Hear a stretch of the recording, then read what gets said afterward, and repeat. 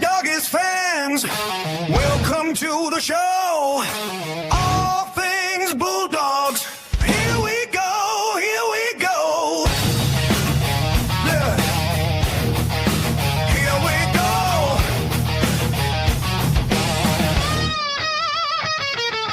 Blue and white pride, Bulldogs for life. Dog father here, gas by my side.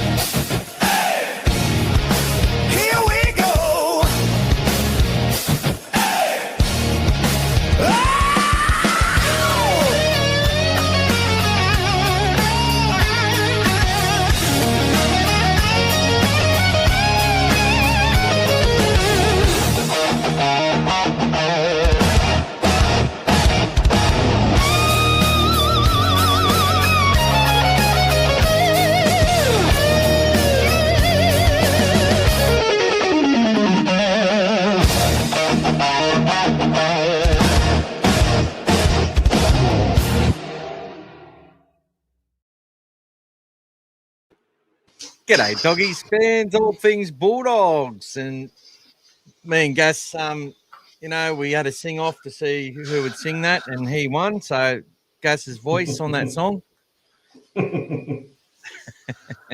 How are we all? I think Gus prefers Celine Dion, to be honest, but that's all right. Each to their own.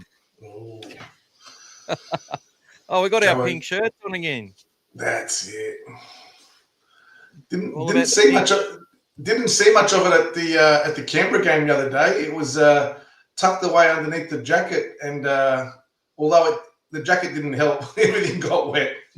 It was pretty wet. Michael chose that song. My one was different, Tommy. Oh, come on, Tommy. What do you want me to have something that just does rap and where people talk? Message me later, mate. I'll send you the one. I'll send you the one I did, mate. Message me later. I'll show you what a real song looks like. Mate, that's what singing from the heart's about. I can tell you that right now. Honesty is the best policy, except for when you're hurting people's feelings, mate. But anyway, we will change our songs as we go because it's just a good little way for us to tidy up what we're doing and finish what we're talking about. Have a bit of a dance, get rid of some of the whatevers, the nerves. It's very nervous doing this podcast every week for the last, 3 or 4 years. It's been very nerving. Hey, Gus. Anyway, how you been, mate? What's happening? Yeah, good, mate. Good. We had a little special visit today that we performed, thanks to last week. So, yeah. Got a photo of that, mate? Yes, well, it's actually behind me. I'll just remove myself for a second. There you go. Congratulations, Brian, last week's jersey winner. And Brian was also the recipient of the Preston number plate that we had as well. So, have you got the other one there with holding the jersey? No, I don't at the moment, but I will. I'll show that later on. I'll get that up on the screen for us to have a look at later. But we're up the top there. Do you like that better, people? up the top, down the bottom. Yeah, Yeah, gas on top. that's it. But welcome to you, Brian. Sorry, I should have asked before we put your face on there, but you got a better head than I do, that's for sure. Look, mate, there he's. But if I- There, look at the man there, mate. Look at I've got to get rid of this bloody thing on there. him. Oh, there it is. Congratulations again, Brian. Lovely meeting you, mate. So Brian got the Jacob Preston number plate, and he also won the Bulldogs jersey. He decided that literally the day of the competition, they took the jerseys off pre-order and took them away from us. But Brian was actually just wanted to get an away jersey, and he's giving it to his niece, which is brilliant. So love it, absolutely love it. There you go. The Bulldog looks good. It all looks great. I'm your champion. Well done, mate. And G'day, thanks to everyone Aaron. that supported as well. G'day, Knox Pretty fierce competition for that jersey as we came down the home stretch there, guys. It was an easy way to grab a jersey, but you never know. This might happen again. You never know. So Gas drove it out there. So big thank you to you, Gas, for doing that. And look, I know we've got some flags and that has still got to go to people, but we've got to wait till we can get the signatures, which could be a while. I did try yesterday, guys. I was down there at the at Belmore, but the first grade team had the day off yesterday. It was their break day. So yeah, so I tried to go there and try to sneak a few signatures in, but it wasn't to be. So so it's not without trying, guys. We'll get there, but we're just going to do it covertly, so we're not impacting the players' sessions. Okay. Beautiful. All right, so we've got a big night on tonight, and I've already lost my agenda for the day, but I've got it here now. Look, so we'll go to some of your messages in a moment, people. We'll go through the team lists, obviously. I'm going to give you what I think will happen, the way it's sort of going now. We're going to continue to go back and forward with the chat, so we're going to stay on top of that today. So Gas will be ensuring we get that done, but it's on our agenda. We're a lot more organised today. We're also Gas is going to go through some statistics comparatively between different teams and also us and how we compare to some of the other sides in some of the areas, and I might elaborate a bit on that. We've got Dave's deep dive, so a whole bunch of stats, outcome-based stats, purely based from the Canterbury, Bankstown and Newcastle Knights in recent times. We'll talk about Bronson Xerri just a little bit. Basically, NRL 360 on Monday, they had every opportunity to talk us up a little bit. They just spoke about Xerri and how they reckon he's going to leave. And then it's disappointing to see that a couple of other podcasts just focus on that as well. Like, you're going to get something different from us, put it that way. And we'll do the junior and senior pathways teams as well. So what's happening with the chats here now? Special one there you can read out, mate. Hey guys, got Gasser 2025 home jersey with my $100 Rebel voucher, and we'll be arriving tomorrow, hopefully. Oh, so Aki's got his dad a beautiful jersey. So thanks, mate. Thank you. That's so wonderful, mate. See, guys, it can work both ways, guys. It's not always the father's giving the kids, because I'm dragging the poor bastard out to all the games and he's enjoying himself. It comes the other way as well. So well done, Aki. You can keep coming along to all the games, mate, and enjoying them, mate. My banner partner. And that's a good thing. Sometimes it's actually good to wait to the next year as well, because they give that 40% discount quite often, which enables you to get it for under $100. So, and I find the team store is the best place to do that. Sometimes you're lucky on eBay or on Marketplace, but I find some of those other places, they just keep selling our stuff overpriced for way too long. So Well, that was his. stick it. That was Yeah, Aki's part of Aki's Eid money from the post yeah. Ramadan. So thanks, So buddy. basically, comparatively, that's like getting money for your birthday or for a big event for Christmas, whatever it is, you Exactly, exactly. and then Or going Easter and or whatever. spending it on your dad. Like that's amazing, and that just shows you how much of a great dad you are, mate. So well No, done. all good. Works Um, both ways. G'day, Ryan. Um, And G'day, mate. so you're going to do. Yeah, Kangaroo Killer said something about. We'll probably talk about that in the team list. yeah. We'll talk about that when we talk about the teams. Yeah. Killer. Look, the way it works is I think current. Anyway, I'll get into that in a moment. Any other chats there? Yeah, we'll talk about some stuff there as well. Yeah, we'll go to that that's a really good question, Kangaroo. We'll wait for Timmy to get on too. Timmy's actually got us kick-started for our $50 this week, so we're already $10 there. He Well done. came a little bit late for the raffle, so we said we'll put you in for this week. So not sure what the prize is yet, but it'll be something good. So whether that goes tonight or the next night, but just want to say big thank you. Had our biggest month ever, and obviously you showed us a lot of appreciation for everything that Gas has been doing, that I've been doing, the hours that we've been putting in, and it really makes us feel great. And we've got some great people out there who are literally almost sponsoring become sponsors of this podcast, which is so humbling, and made new friendships before that. And and anyone wants to get involved with Buy Me a Coffee, got a few members on there now, as well as people have just bought a coffee and whatever, or a few, or 5 or 6.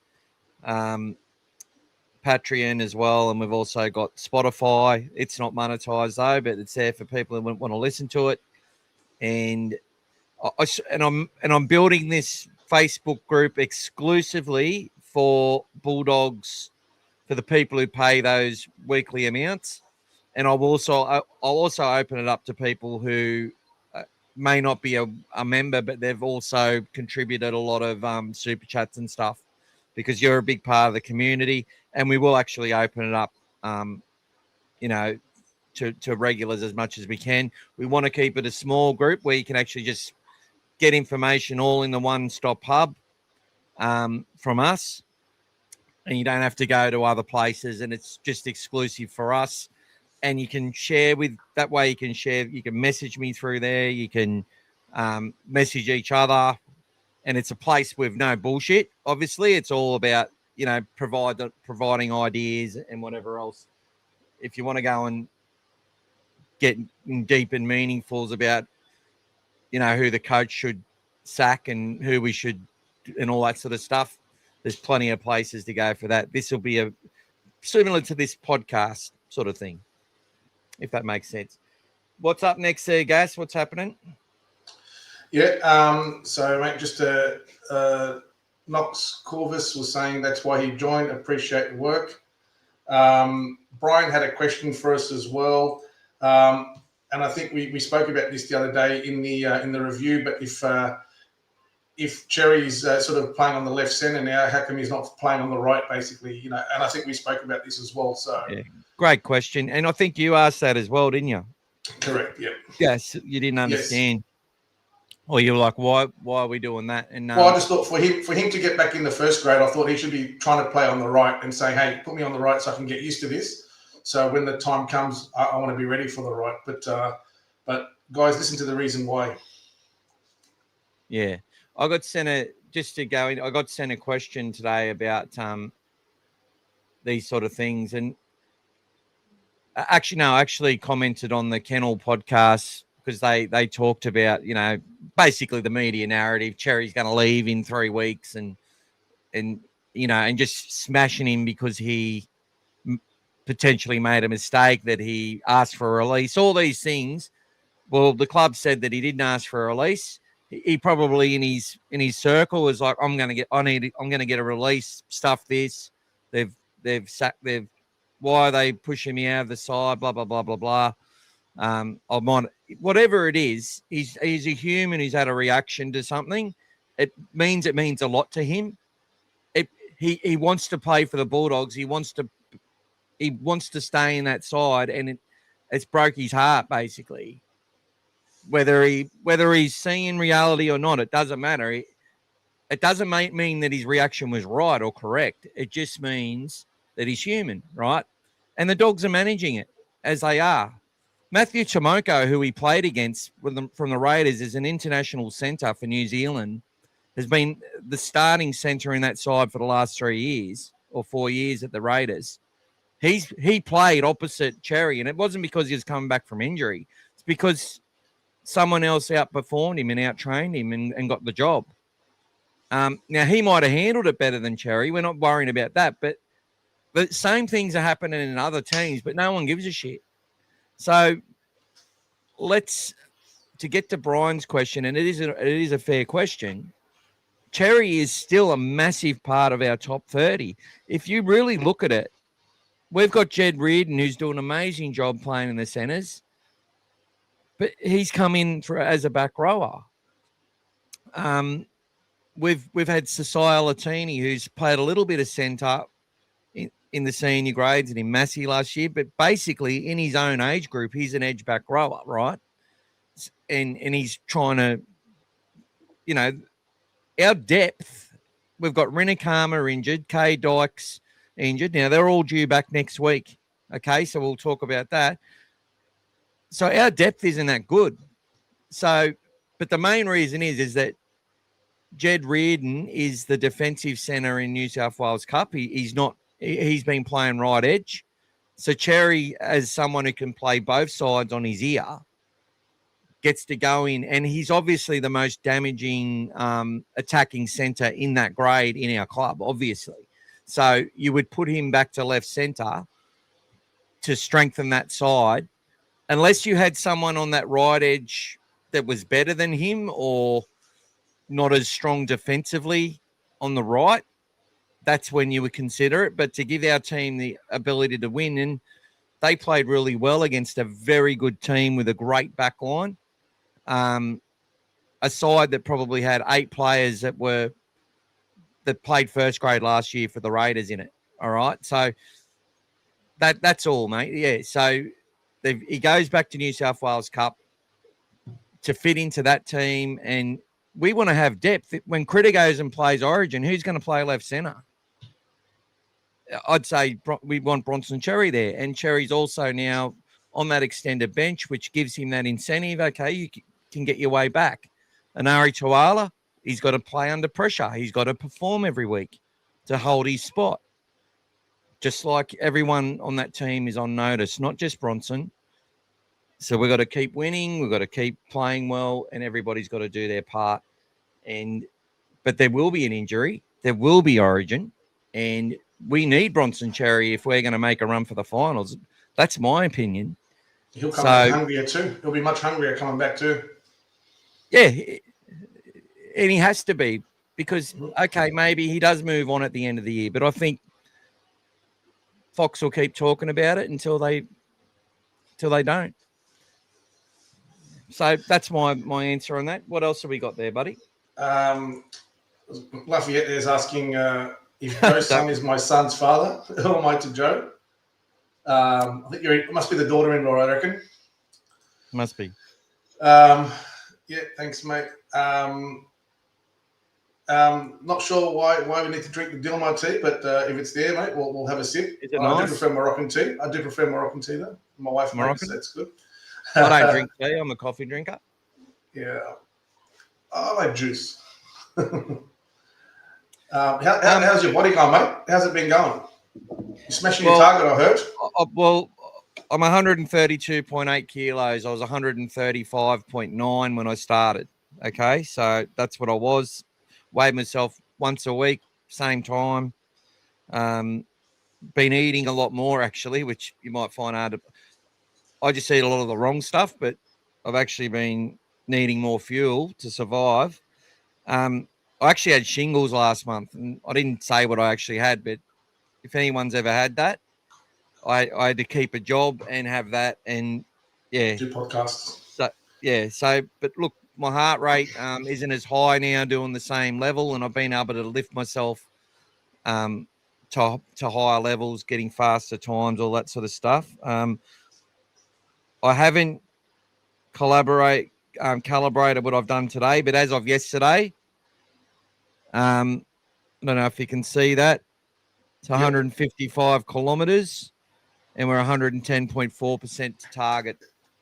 And that should be higher than that because there was a double donation day in which Tani and Mike and a few others donated, and and another friend called Julie. So we should have another $250 in there as well. So I sort of feel like, we've exhausted our audience here, but I'll keep the updates. It's just been, I haven't done the lives and stuff, I know, but we got the target, and I just felt I'm actually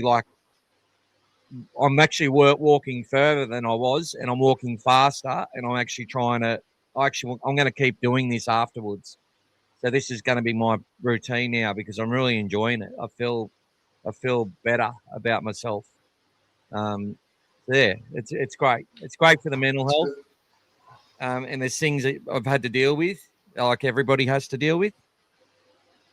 I don't know how I would have managed without doing this, to be honest. So anyway, now send me all your money, and all you feel sorry for me, donate here. G'day, Frank. What's Frank up to? G'day, mate. Saying hello. Matt saying disappointed to see Harry injured. Any idea? So he had delayed concussion. So he didn't show up to start, but he had that come through, part of the concussion protocol. So he's sitting out a week, having a break.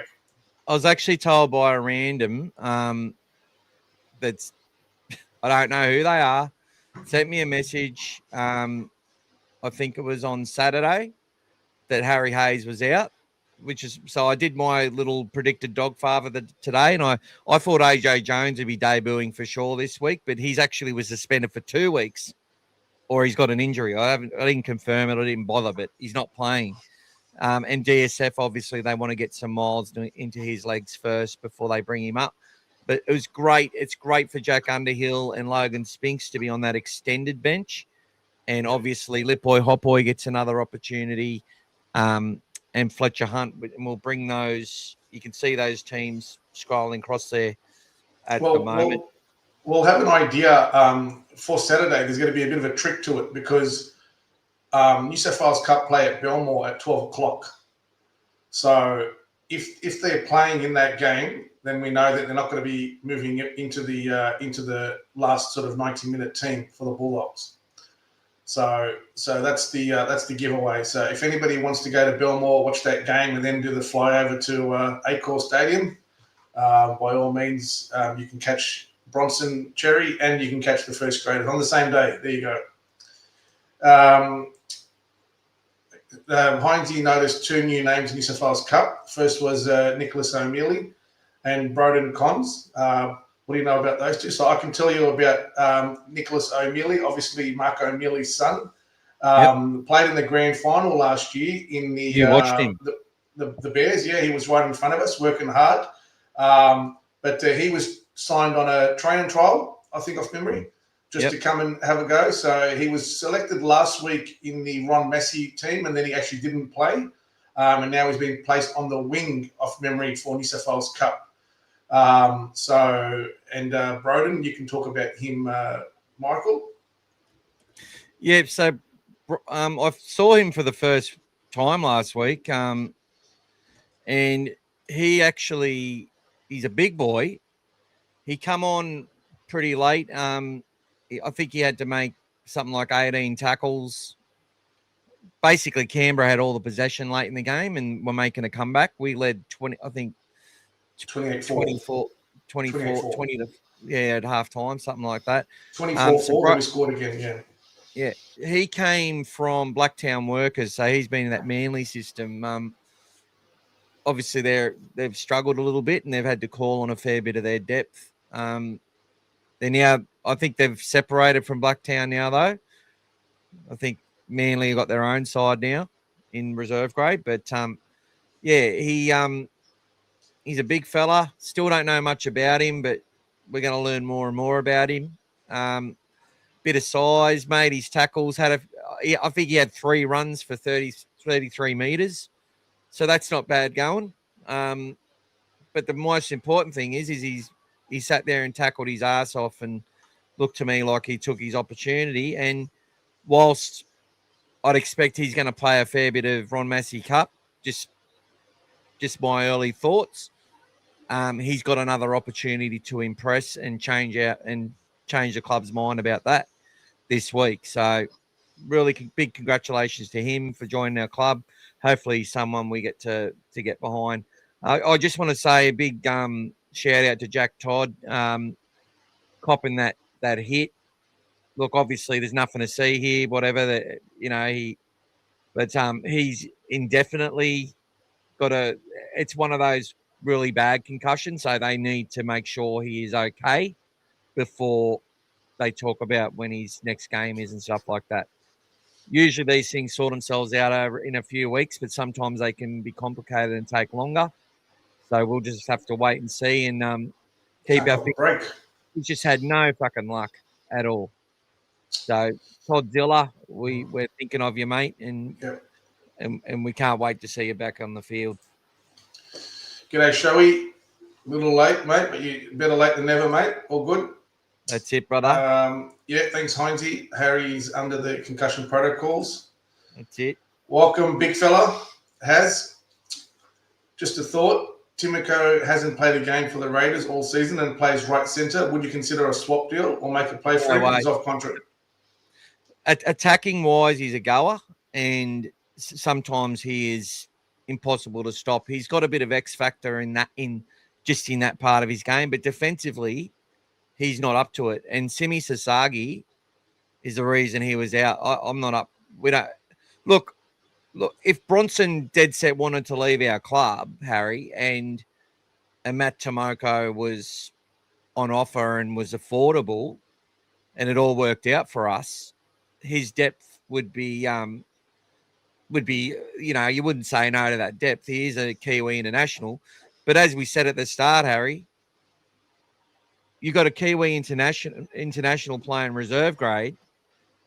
No one cares about the Raiders dropping an international to reserve grade. In fact, they just get asked a loaded question so that Ricky can answer it glowingly about Tomoko and how great he is at accepting this news and fighting for his spot to get back. You know what I mean? But obviously, obviously he didn't carry on and have someone go to the media that he was upset. But would you have him, mate? What do you think about him, Gas? Look, attacking wise, I agree. He's a talent. He does have that X factor about him. But I also think that anybody who comes to our system, if they've got the right attitude, I feel like Cirelda can train them up as well. So, good point. So, great point. Yeah. So as long as they fit into our culture, we can do the rest from there. It might take time, but I reckon that Cirelda can do it either way. Brian agrees in your answer. In regards to what he asked earlier on Bronson Xerri playing on the right side. And Amir, we highlighted that the other day with regards to Karaz. That shoulder is still of a concern. You would have seen quite a few times he'd get the ball and he wasn't always taking that run up that he loves to do. He was giving that ball to Tracy and being very selective about when he sort of put that impact. So, look, even with basically 1.5 sort of arms, I still feel like he's our best option out there. He's still got that intimidation, still got that X factor with the offloads. Defensively, he was still strong. He just knows, kind of like our captain Critter did last year, even though he was still out there, but he was injured, but he limited himself to what he knew he could manage. And that's why he allowed the other guys to do all those hit-ups. And Karaz is just doing that at the moment just to get himself back into that mold. So we'll do a couple more chats and then we'll have a look at the team list, guys. Maddie, just thanking Heinzie for answering that question as well. Thank you. Hughes is also suspended. Correct. He played. I think Michael was mentioning 47 straight minutes in the New South Wales Cup game after playing the first 15 before he got basically smashed by Josh Papali'i or Papalia, whichever one you want to call it. So he's suspended for a week. We hope Underhill makes his debut. It's overdue, but we'll talk about all that in a moment. Just run through the cup ones. Good to see Fina Latu's having a running cup. We'll come into that team there as well. Looking forward to seeing him play. Good to see him play. Didn't play for New Zealand. No reason. Mikey boy. 100%. But they also, it's like Queensland, mate. They don't have as many people to pick from. So, and obviously, and he's played well for New Zealand too. Look, I'm not doubting him at all, but defensively, Bronson Xerri's got him covered. But attack-wise, I would have to say that Tomoko is the more aggressive and the more determined from what I've seen. So it's Gus actually made the perfect point to what I said, which was if he comes, Serrato can tune him. But guess what? I don't think there'll be any desire to get Matthew Tomoko on a swap deal for Xerri. I think both sides would just rather love the one that they're with. But maybe next year we see what happens, I still think we're a bit light on in our depth in outside backs due to injuries and stuff. So it's not a bad idea. I just don't think there's any reality to it. That's just it could work, and I think we would make it work. I agree with Gas. It's a great idea. I actually don't disagree. Tuala's been a great underrated signing, and I don't even think he's got the full opportunity to show us what he's got as well. So now, now's the time for him to start to show a bit of that talent that he's got and that speed. Tomoko is an LD turnstile. Yeah. Sometimes, yeah. Sometimes. Good evening, Lucas. Perez definitely looked distressed last week. Don't know if it was Xerri or he's banged up. Well, he's still got that shoulder, and he knocked it about when he scored that try as well. Even before that in Vegas, so you could see he was wincing in pain when he sort of landed on it as well. Perez will be out this week. Senna moves to wing. Brendan Senna, Gavin to 5'8", Sullivan half. Yeah, it's not happening, brother. Yeah, I don't think they're going to change all of that for one player. So Perez is actually playing, guys. Gus said he was sweet to go on Sunday, and he said it again today. So he actually said I gave Jacob a call and I said, "Are you all good?" And he said, "No." He said, "Are you all sweet?" And he said, "I'm good." Yeah. There you go. So, and then Gus answered the question again today. He's right to go. All systems moving forward. So to me, that means he's about 90% right. And last one before we get into the team. So Shoei's Burden's never played on the right side of his life. Won't be happening unless they switch Critter back to the left or back to the right. Probably you're probably guessing there. Put the comments. I can't put the comments back up, buddy, because it's in front of our team list. But what I'll do is I'll change us around, make us smaller. There you go. There you go. All right, team list Tuesday, guys. Let's have a look. Let's go to it. All right, so obviously it's the same back line for us people. Nothing's changed there. Max King, Haywood. They've got Satili Tupanua to start. I believe Josh Curran will start the match. I believe Lipoi Hopboy might start. Or Lipoi Hopboy. Yes. Hard to know. But any three could start and wouldn't be surprising. Lipoi's been playing well. But I will say that Kurt Mann, Josh Curran, Lipoi Hopboy, and the other ones named to start are all playing this match. Okay? Number 17, Sean O'Sullivan. He's a chance to play. I think Sewer's a chance to play if we get an injury during either the warm-ups or in the lead up to the weekend or during the game. And things aren't going that well, he could come in. And Fletcher Baker, I think Fletcher Baker will be the one who plays if the game sort of follows any sort of similar trend where the Bulldogs are confident in what they're doing in defence, holding on to possession, able to cover things, where Kurt Mann will come in and maybe give Bailey Hayward a break if he's had to do a fair bit of defence or gets tired. But if it's a situation where one of those players goes down, a Bailey Hayward or something like that, I think Sean O'Sullivan comes straight in. If Burton gets injured, Sean O'Sullivan comes in, Fletcher Baker likely to miss out. So those first three, I think if you look at our list every week, if everyone's fit from 1 to 16, those are the players that are going to play the game. And then the other ones is going to depend on how the game is flowing. And so it's basically now a 16-man like a 16-man team. And then we choose out of 3 other players based on what's happening on the day. In the last 20 minutes, usually. They usually decide the last 20, 25 minutes. Yeah. So it's sort of, look, I think my idea was better, where you just have 2 fresh reserves who only cover HIAs, whether they're foul play or not. That's what I think we should be doing. But anyway. Let's have a look at the team, mate. Other team, you can read it out, buddy, and I'll stop you if I want to talk about them. All right, so at fullback, we've got Connor Tracy and Fletcher Hunt. Carraz against Dominic Young, Tawala and Dane Gagai. So I thought Dane Gagai was very lucky to play in this game. Mm-hmm. Stephen Crichton and Bradman thinks he's the best. I like Bradman. Marcelo Montoya and Greg Marzu. Mm-hmm. Matty Burton and Fletcher Sharp has been named again this week, although last week he pulled out late, but he's still been named again.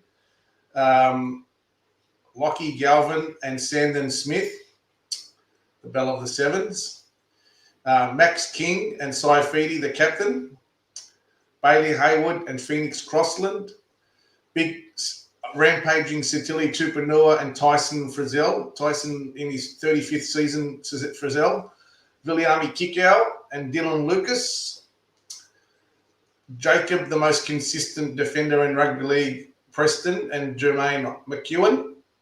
Very underrated, Jermaine McEwen. Someone we've got to watch. He's aggressive, he's awkward, and he's tough. Draymond, the link to the back 7, and Matty Croker, Mr. Reliable. Matt Croker's been hitting harder than I've ever seen him hit. And then where it all comes down to, guys, the bench. Kurt Mann and Thomas Cant, Josh Curran, Pasimi Sulo. Otherwise known as Satili's kid. Nice hairstyle too. Satili absolutely smashed Pasimi in that last game. In that trial. Oh, yeah. That trial. Was, I remember calling that. That was amazing. Lipboy Hopboy and Cody Hopwood. And Sean O'Sullivan and Francis Manuelia. And we got Manuelua. And then we got Jonathan Sewer and Tyson. He's going to have a gamble. Fletcher, the Cook Baker, and Harrison Graham. Harrison Graham, very good player. Very good player, this kid. And someone I was hoping the Dogs would have went after. We got Logan Spinks and Jack Underhill getting a touch of first grade potentially, training with the boys, and James Schiller and Wilson DeCourcy. And also we got Moana from the movie Moana. Yeah. And then we got number 23, Bronson Xerri, the 23s. And the coach, straight from New hospital. South Wales Cup coach Justin Holbrook. Straight from hospital. We got Cameron Seraldo with his fingers all mangled up, thanks to GIO Stadium. So let's talk about Jack Underhill debuting. unless there's an injury to one of those guys that are named ahead of them, or some freak stuff, some COVID or bird flu or something happens, those guys I don't believe will be elevated. And the reason I say that, what I would like to see is if anyone in the audience has been watching New South Wales Cup or anything like that, tell me how they think these players have been going and why they need to come into our side right now. Okay. Logan Spinks will be joining our top 30 next year, as will Jack Underhill. And it is a great thing to see these guys' names in headlights. They're being developed to the minute. And they're being developed in the hope and knowledge that they are going to be Canterbury Bankstown Bulldogs for quite a long time. That is the aim. And that's what these guys are working to.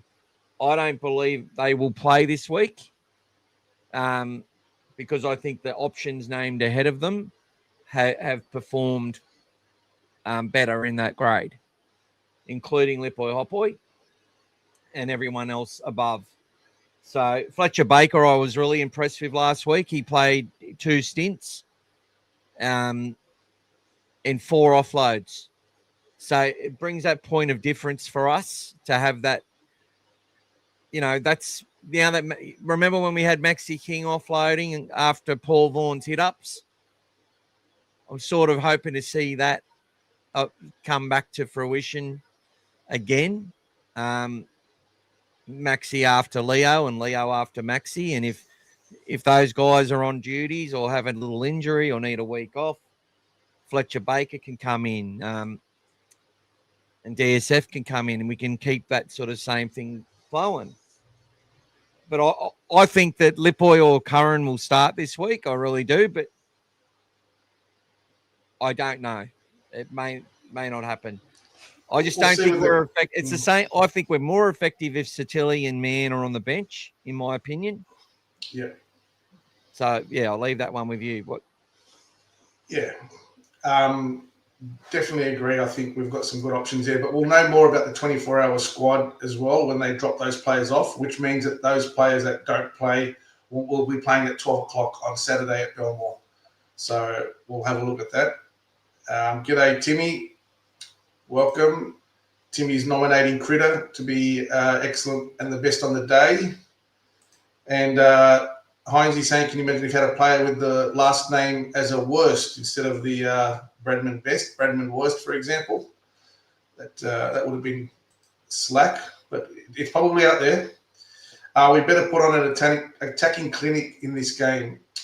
Sick of heart attack games. Yeah, it's just been the way it is, tight field, desperate teams. And look, guys, we were coming first last year, then we finished third. We've got a big X on us, guys. Everybody wants a piece of the Bulldogs. So when the people come and play us, they're lifting. You can see everyone's lifting. Everybody wants to play well against us. It's just the way it is. So we have to be ready for that all year. We've got that big target. We've got that name. Everyone's talking Bulldogs all the time. We're straight away up to third, So it's a challenge for us every game. People are going to lift. So we just have to be ready for that. But I think the team's been prepared really well.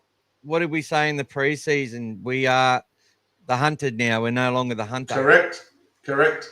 Gone are the days where we came under the radar. People weren't sure. Now everyone's expecting us to be up there, and we're playing that way, guys. We actually are playing that way. So, we haven't even played to our best. We've done enough, and we're still winning. So that's dynamite in itself. Bronson probably will be playing in the centres for the SFL's Cup. So he's just been put on the 23 there, but probably drop off on Friday at 3 o'clock in the 24-hour squad. Brian's welcoming Tim. Yep. Less than 24 will be disappointing. So, look, whatever it takes to win, guys. It is what it is.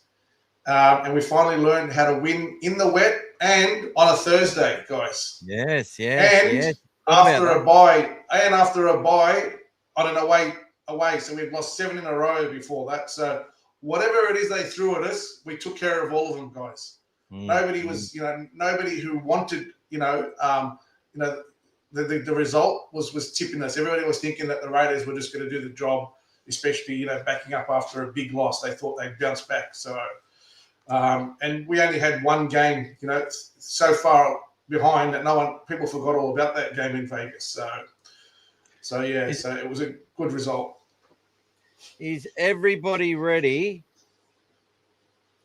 for some stats?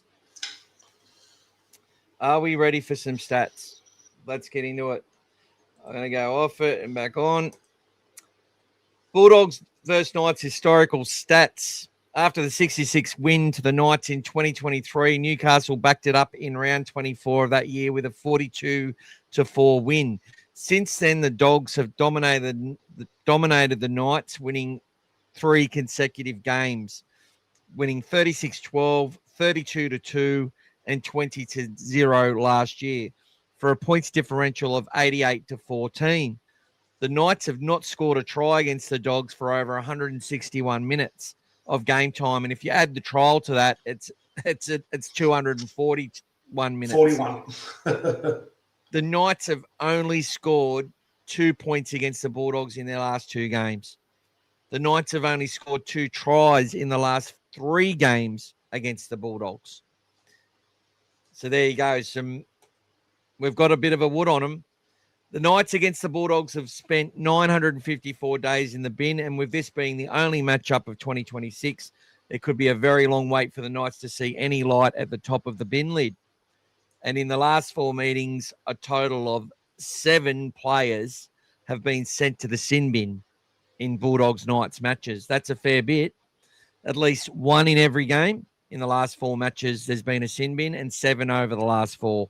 In the last 5 meetings, every game has gone over 13 plus. In the last 7 games, the lowest winning total was 10 points. And Stephen Crichton, as a Bulldog and as a captain, has not lost to the Knights. In fact, his overall career record against the Newcastle Knights is 7-0 with just the 1 draw. Obviously, that draw was at the Panthers. So we've got one more bit of stats here. Individual records for the Bulldogs versus Knights. Cam Serrato has a 3-2 winning record over the Knights as a coach. Callum Ponga has scored only 1 try in his career for the Knights against the Bulldogs, and he won't be adding to that total because he's not playing. So in 9 matches, he's only ever got the 1 try against us. Matty Burton's kicked 14 from 16 against the Knights. So he channels Hazem El Masri when kicking against the Knights. Crichton's got 4 from 4. Anari Tuala, as a Newcastle Knight, played 10 matches against the Dogs and scored 4 tries against us. Try scoring trends. A forward has scored a try for the Bulldogs against the Knights at least once in the last 4 games. And Josh Curran has scored a try in the last 2 games against the Knights. In the most recent meeting, which was last year, every try scored in that game was scored by a forward. So there you go. And the Bulldogs right winger has scored twice in the last 3 meetings, which is interesting considering only forward scored last time. So I have to check that, Dave, but Dave can have a little issue with that. That's okay. Dogs wingers have combined for 4 tries in the last 3 games, and Bulldog centers and wingers combined to have scored 7 tries in the last 3 games. So there you go, people. There's some stats for you. What's happening with the comments? Thanks, Dave. Good job, mate. O'Brien and Tuala up against their old club. Too bad Leo wasn't back. Yes, yes, James. It's a shame, g'day, mate. James. Can we win by 50, please? I'd and love Brian, that, Brett. Good to see thank you mate. very much, mate. Not going to lie, would love a big win, but also wouldn't mind reliving a modern-day El Magic finish from the sideline. Oh no, please no. Can we do it in the first minute? Oh, Mate, that was amazing. That was still watching Andrew Johns, the way he watched it fly over his head. Oh, that was amazing. Thank you, Brian. So we're up to $18 in super chats, people. We get to 50. We have our random draw. Feel free to put in a few bucks. And don't worry, there will be and the way it also works now, if you are a member, you get an extra ticket as well. So that's the way we're going to do things. And there will be some more big prize draws that we had that finished up last week where Brian won the jersey, brand new jersey from the team store. There'll be more of those coming up through the year. And obviously, being a member helps. And, we'll see what we can do, man. Like, honestly, the more we do this sort of stuff, we may get some sponsors who want to get involved because, we're obviously we're buying stuff. Okay. And then people are interested and want it. So there you go. Next question, Joey. So Joey runs welcome. Canterbury. Joey runs Canterbury Bankstown Bulldogs supporters group. I've assisted him as well. And we went and watched Bulldogs and Parramatta last year. So Joey says, hope you're doing well. Do you think Sean O'Sullivan will come into halfback, Lachlan Gowan 5'8", Matt Burton centre, dropping an RA2R? Joey, that will definitely not happen unless there's an injury to somebody like an RA2R. Matt Burton and Lachlan Galvin will be playing in the halves unless it doesn't work or unless we've got a better halfback option. Sean O'Sullivan did well in New South Wales Cup on the weekend, played really nice. But you've also got to understand the media were only looking at O'Sullivan and they're only looking at Xerri because they didn't care about anyone else. And the reason is it adds to their narrative for first grade. Galvin was a little bit injured last week, like was on a drip for 3 days. So yeah, that's not going to happen unless there's injuries and we're forced into it. Sean O'Sullivan will be there as cover. And as in my opinion, the 17th player, if like Bailey Hayward gets an injury or one of the halves gets an injury or something like that, or Anari Tuala gets injured and they go, okay, we're going to shift Burton to centre and put O'Sullivan in, or are we going to put Jonathan Sewer straight in? Like that'll be up to the coach. So, look, I think I don't think they're going to just go out there. We're going to rotate these first four blokes and have O'Sullivan sort of rotate with Hayward and then just have Mann and Salmon doing their thing. Salmon's been building his minutes. He played 56 minutes last week. Mann played 37 and Mann spent a little bit of time at dummy half while Bailey had a rest. And I think that's how they're going to continue to do things. You just need to watch what they do. And look, I tried putting out a predicted team list today. I thought AJ Jones was back. I thought DSF might come straight in, but a few surprises there. And I think everyone named deserves their opportunity in the order that they've named it. So, look, I don't think there's any – like, Matt, did people not watch what Matt Burton did for us against the Raiders as our 5'8"? I just asked that question. Go back and tell me what he didn't do. And the 2 tries we scored, Matt Burton was a huge part of it as well. Even though we scored on the right, he started moving left. Through that middle one, he did he did it twice actually. So that space opened up with Hayward because Burton started to shift left and they all followed him. It spread them apart. And this is what we said on the weekend straight away. This is a Melbourne Storm move. Billy went and showed it later, but it was obvious. We've seen Billy do that a million times with Cameron Smith. We watched it happen against New South Wales, against Queensland, against the Bulldogs. They did those moves in different times. They stripping us apart, right? So what happens is Matt Burton. Why do you think Matt Burton was so excited when that try was scored? Because they all did the thing that they've been working on, and they just nailed a Melbourne Storm move against the team they knew were going to fucking fall for it. They were ecstatic about what they did. And that is the evolution of our attack, right? So, and then Gus is going to talk about some of that stuff later, I'm sure. But Burton played his part in that role. But he's 40-20. The chip, the break, the line break he makes, 900 meters of kicking, 19 tackles with 0 misses. He is our fucking 6. And he should have been picked at New South Wales for 6 last year. It doesn't matter if Galvin is a better 6 than he is a 7. And our 6 and 7 have been combining all right. They're going all right. And last year they didn't really get to combine. But our best performance last year was against the Manly Seagulls, and Galvin and Burton were the 5'8" and the halfback. So, yeah, I think it's a good question, but it's also next man up mentality. Who deserves to get that number? Josh Curran last week, or the first 2 weeks, was our number 17.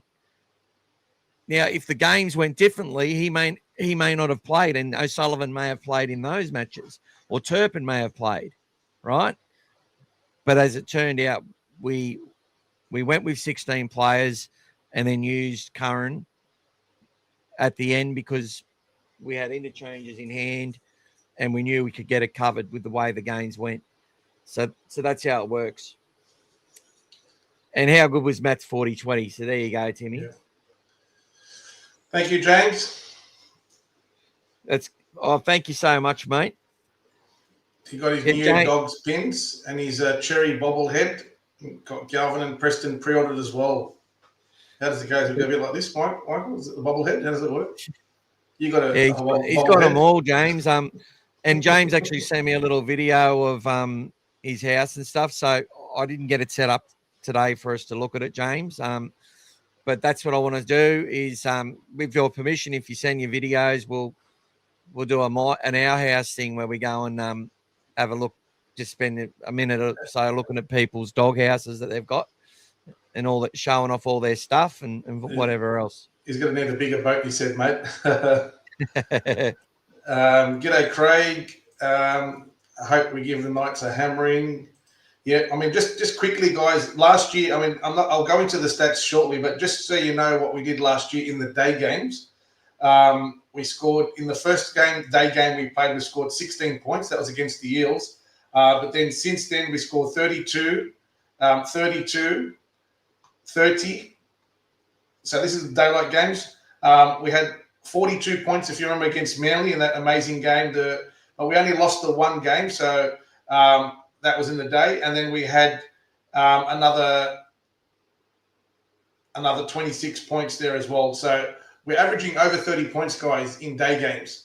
So it's a it makes a difference, that sort of fast daylight. And if you remember, even back to 2024, we played that day game at Suncorp against Brisbane, and we put 40 against them. So it does allow teams to be more attacking, and I'm hoping that it'll allow us to play a bit of footy, which we really did last week, guys. If you remember against Canberra, we really passed the ball around a lot.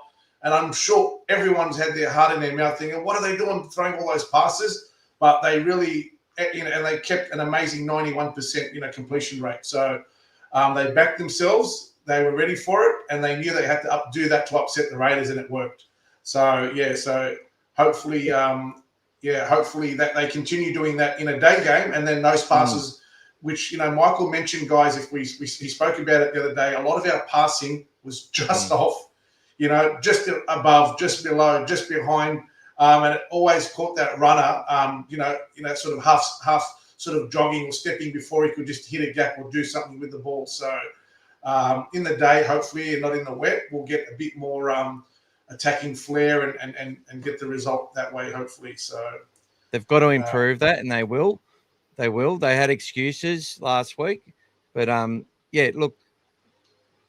execution of our passing was the fact we go there, win that game when I'm like, this is a game that I can accept a loss at. It's hard to win at Canberra. It's off that big break, the stuff that went wrong, and we win in another close game and hold on away from home, and to do it across all grades except Ron Massey and and Sydney Shield was a phenomenal effort. So proud of the club last week, as I'm proud every week. But I just want to go to Harry here before you keep going on with some of that stuff. With all the injury concern Kraz is under, there's no way he plays this week. Rest him up, Silver will do the job. I'm just going to give you something I 100% know. And if you would ever have a conversation with Cameron Serrato, he may tell you this. He didn't tell me this, but I'm telling you this is how it works, right? And I know this to be a fact. And it goes a little bit with what Gordon Tallis was talking about when he's having that argument the other day with Bomber about does Adam get to choose whether he plays or not? Like, it's just a club-wide thing. You know, you don't just you rest a player for finals if you know you've got things set and whatever else. But when it comes to this sort of thing, if Karaz is right to go, if he can play and he says he's right to go and he's doing everything at training that he's got to do, he plays and he doesn't get a choice in it. Right. And so that's how it works. Now, if he's sitting there and he's not doing some training and he's not doing some stuff and he's like, I'll be right on Saturday and whatever, but just, you know, Serrato said last year after that Roosters debacle when half the team was sick and about 3 or 4 players were literally playing with parts of their body hanging off Christ knows what, our injuries were so bad last year and they didn't whinge, they didn't complain, they didn't talk about it. And Serrato held them all to account, right? And he held himself to account. And he said, if they don't do the work before the game or they can't do it, they won't play. So that's what it'll be. If Karaz isn't training, if he can't do the training, if he's not up to it, he'll be ruled out and he won't play and he won't be named come Thursday or Friday or whatever, come an hour before the game. But if he's and by the way, Jonathan Sewer will basically be named as that next man up until Cherry goes past him or whatever, you know, or we get an injury and the cards have the cards have to be shuffled or whatever. But yeah, Karaz isn't coming out of that team, mate. Just to give him a rest.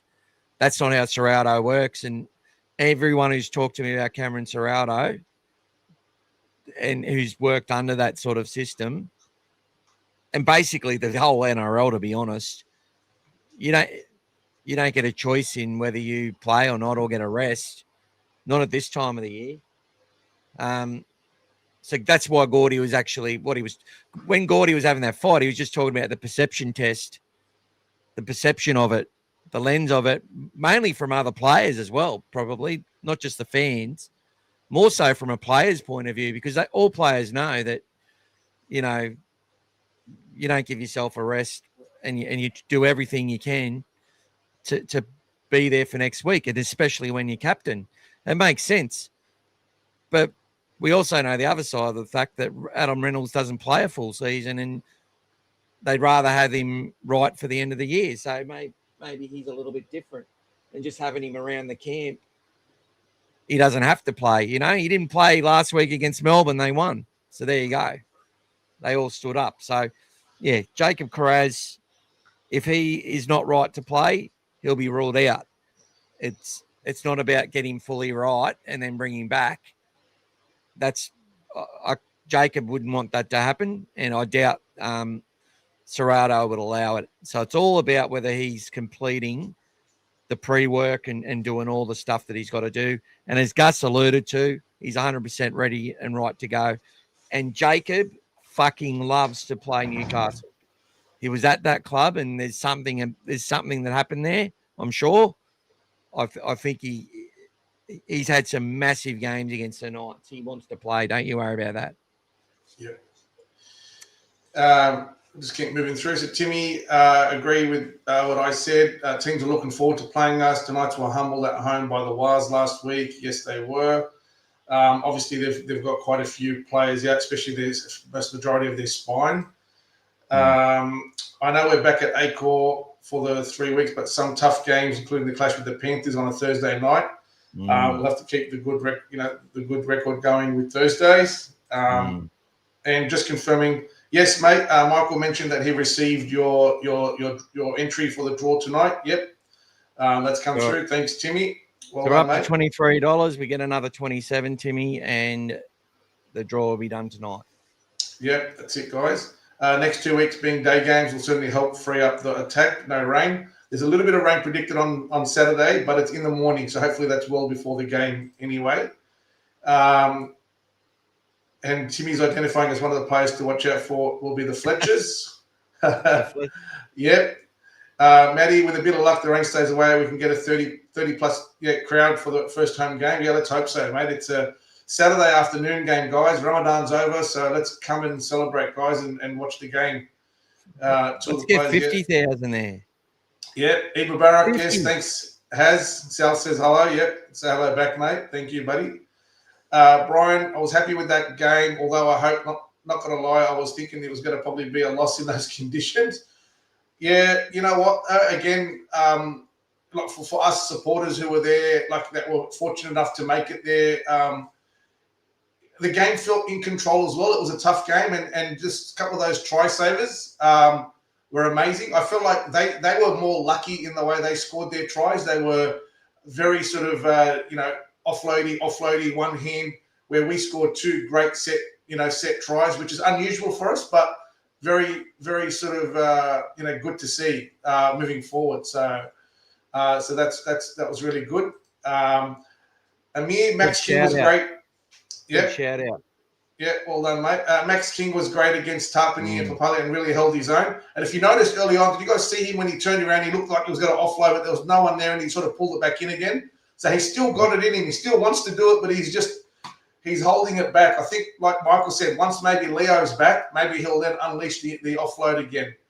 I think Maxi's elite now. I think you can say that he's an elite forward.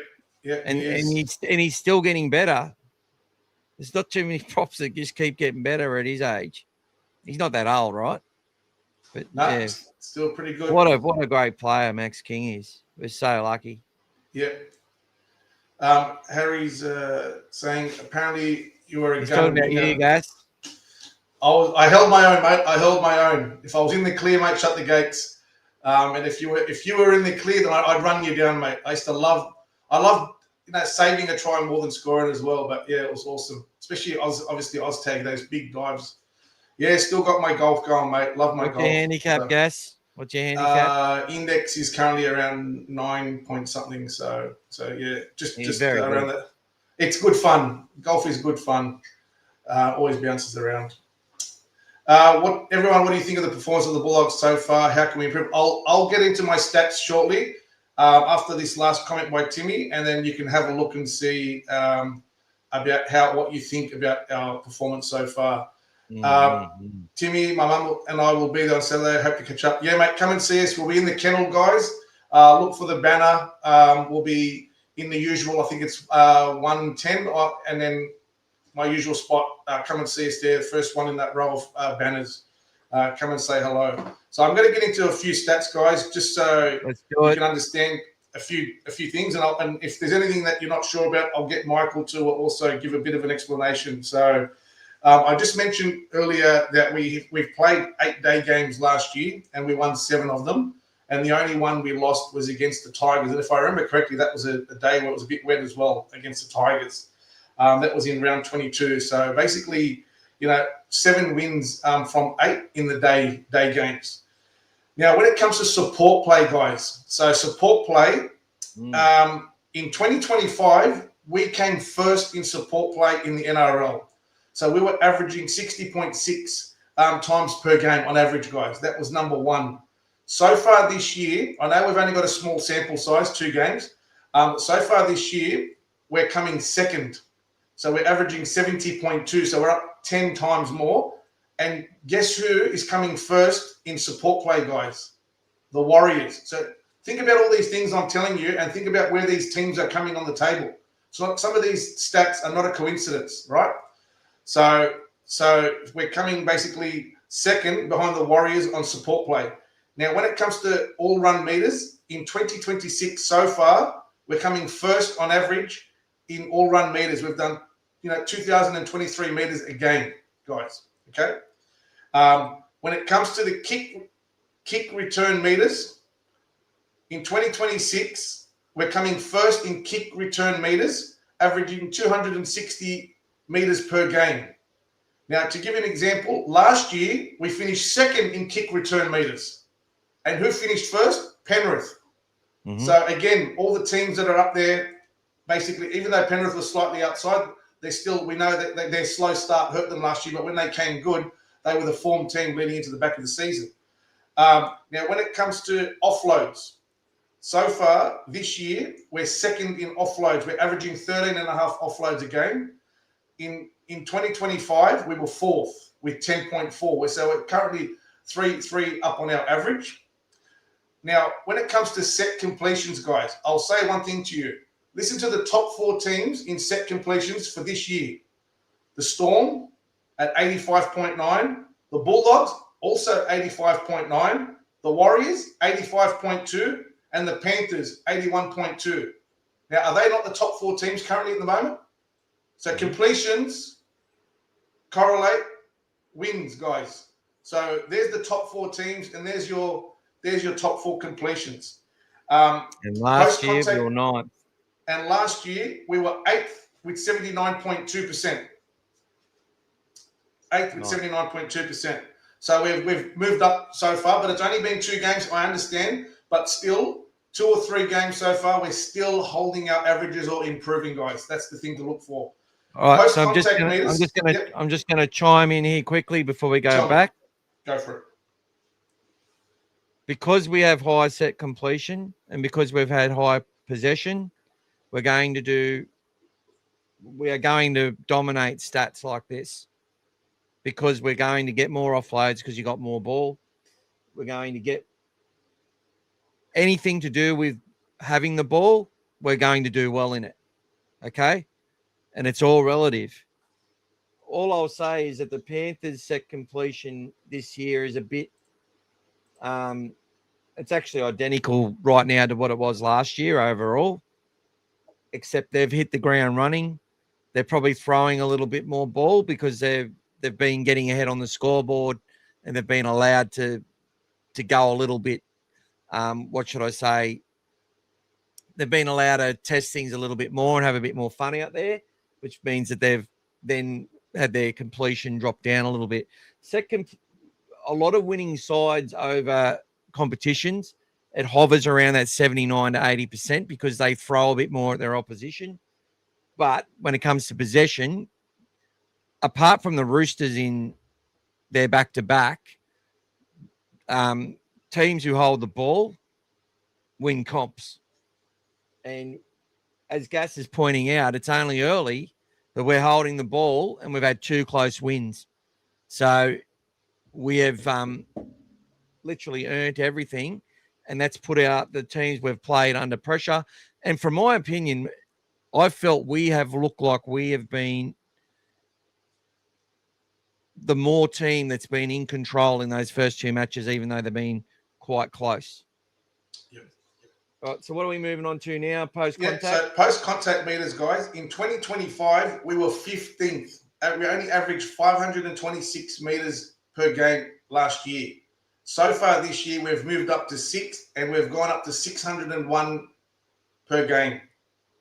So last year, all the way down at 15th there, guys. So there you go there, 15th. And then this year, 2026, we've jumped up to 6th with a lot better post-contact as well. So that's a big improvement. Now, another big one, guys, is decoy runs. Now, last year, in 2025, and last year we came dead last. Yep. We were last in decoy runs. Look at that down the bottom there. 41.5. Now, obviously, highest in supports, but lowest in decoy runs. Interesting. That's right. Okay. So obviously that's something that potentially Adam O'Brien might be working on as the attacking coach. So if you go to 2026 and have a look at decoys, we've now moved up to 4th with 61.5. So that's a huge increase in decoy runs. So that's obviously a shift in the way that we're playing. Yeah. So these are all little things I'm just pointing out, guys, to show that when everyone's talking about our attack and what we're doing, all these little things, as they grow and the season goes on, they actually keep improving, and they start to show the difference. And it's showing the difference in style, the way that we're playing, by these results already. Now, when it comes to receipts, guys, all receipts, so every pass, everything that we throw. Last year, we finished second last year to the Panthers. So we averaged 458. You can see there, 458.2. Now, if you move forward to this year, although it's only 2 games, but still, we're now moved into first, and we've jumped up to 503. So again, that tells us with the control of the possession, you're passing the ball more. But for us, you can see that the difference there. We've jumped up, and we're keeping that ball in play. Even in the wet the other day, guys, the ball was in play. We kept those passes going. So that's a massive sort of turnaround so far. It'll be interesting to see in a nice sort of day game with a bit of attacking stats. Hopefully, it doesn't come at the expense of a little bit of drop ball. Hopefully, they can still be clinical in their execution and put a good score together. But the thing that we have to do first, guys, before we start doing anything, is if you've noticed in a lot of games, most of the teams have been pretty tight early on, and then they've gone with it. If you remember the Raiders and the Warriors 6-all, then they ended up smashing them. There's a lot of games that have been tight, and then even the Dolphins against the Sharks, we need to earn the right to play the footy, guys. We can't just go out there expecting to win by 30 and throw the ball around and then get into a tussle. We need to earn the right to play that game. And I think what we're doing now with our completions is to get that all locked in, play your game, play the style, burden, kick the ball down, wear the opposition out, and when the opportunity presents itself, we've got those chances. We score a few tries. So that's going to be the game plan from there. But you can see the kick meters as well, guys. Huge. Only 2 games played, but we've had obviously altitude in the first game, and both of us and the Dragons kicked a lot in that game. So as well as Burden Atkinson was very strong there. What I just want to highlight with this kick stuff here, and the Dragons at number 2, they've basically they've got Atkinson to that side because they identify that he can boot the footy a long way, and that's going to help with them. Now, while they've lost 3 games, they've had the opportunities to win all 3 of them. They've kept themselves in the game, and I wouldn't say they're the same as last year as all. I think they're trying to evolve their game to be a bit more like the Bulldogs than the Dragons, that the way they were playing. So you can see this sides.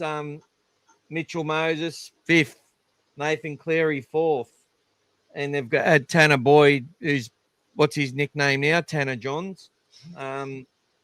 He's playing remarkable. Well, he's pushed Metcalf into 5'8" now. He's kept his spot.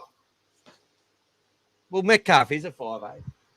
Yeah, but he was halfback last year. So but remember though how they were saying he's a 5'8" and he will never be a halfback because they thought, the Warriors had one good season.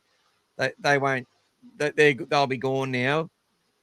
No, they look like a top team because they had a kid who's a real talent and a better 5'8" playing halfback because he was the best halfback in the club at the time, and then built confidence in this Tanner Boyd in New South Wales Cup to the point now that he's thriving.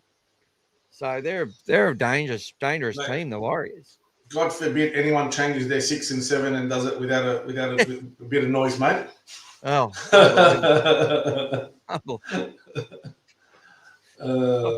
like they were saying that though last year. To be fair, they were saying, he's a 6, he's a 6. As soon as they start, especially after that Las Vegas loss, they were going to run last, the Warriors. I believe that too. They were on top of the ladder. There you go. What's the next one? That's it, mate. That's all I had. Just a quick summary there of the stats. I just wanted to highlight the stats that I wanted to show, the ones that were basically showing our attacking change, guys. Everyone's saying that nothing's changed. It has changed. We're just going to take time to start reflecting. And the games we have played, it's why we've only scored 29 points to 24. You know, it's the only reason why that's happened. So the next 2 weeks, we'll start to see a bit of attacking play. And if things go well, we should hopefully put a nice score on the Knights. And then who knows? We've got the wood on the Rabbitohs at the moment. And if we can, you know, keep them on the back foot, you never know what's going to happen in that Good Friday game. But first one game at a time, guys. While we're here, I'll just throw in a couple of others. Penalties conceded. Roosters 7.7. It's been a common thing for the last 5 years. Throwing away possession and poor discipline. Who's the best? They're the best at giving away penalties. Yeah. And they're the worst, but who's the best? They won 2 comps. They won 2 comps at it, right? They won 2 comps at it. Then they got brought in the 6 again, and they haven't evolved their game, which is why they've struggled to. Their best result since winning comps was when Kyle Flanagan was their halfback. That's the truth.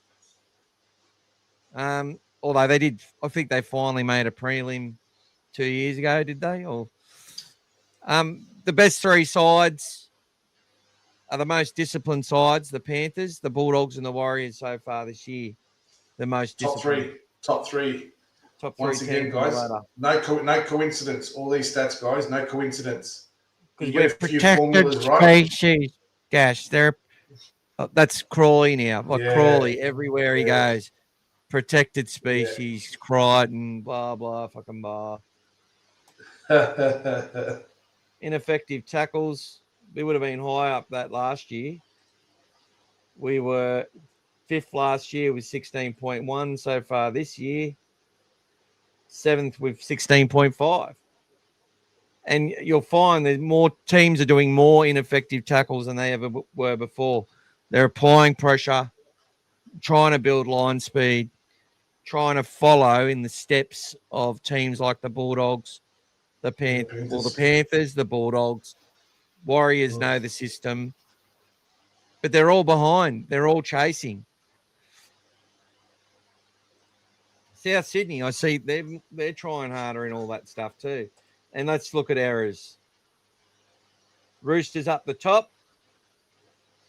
Bulldogs, Storm, Warriors down the bottom. Penrith made a few errors, but they did play in that humid weather against the Broncos. They made heaps, and they're throwing the ball a little bit more because they've been establishing some big leads in matches. So there you go, guys.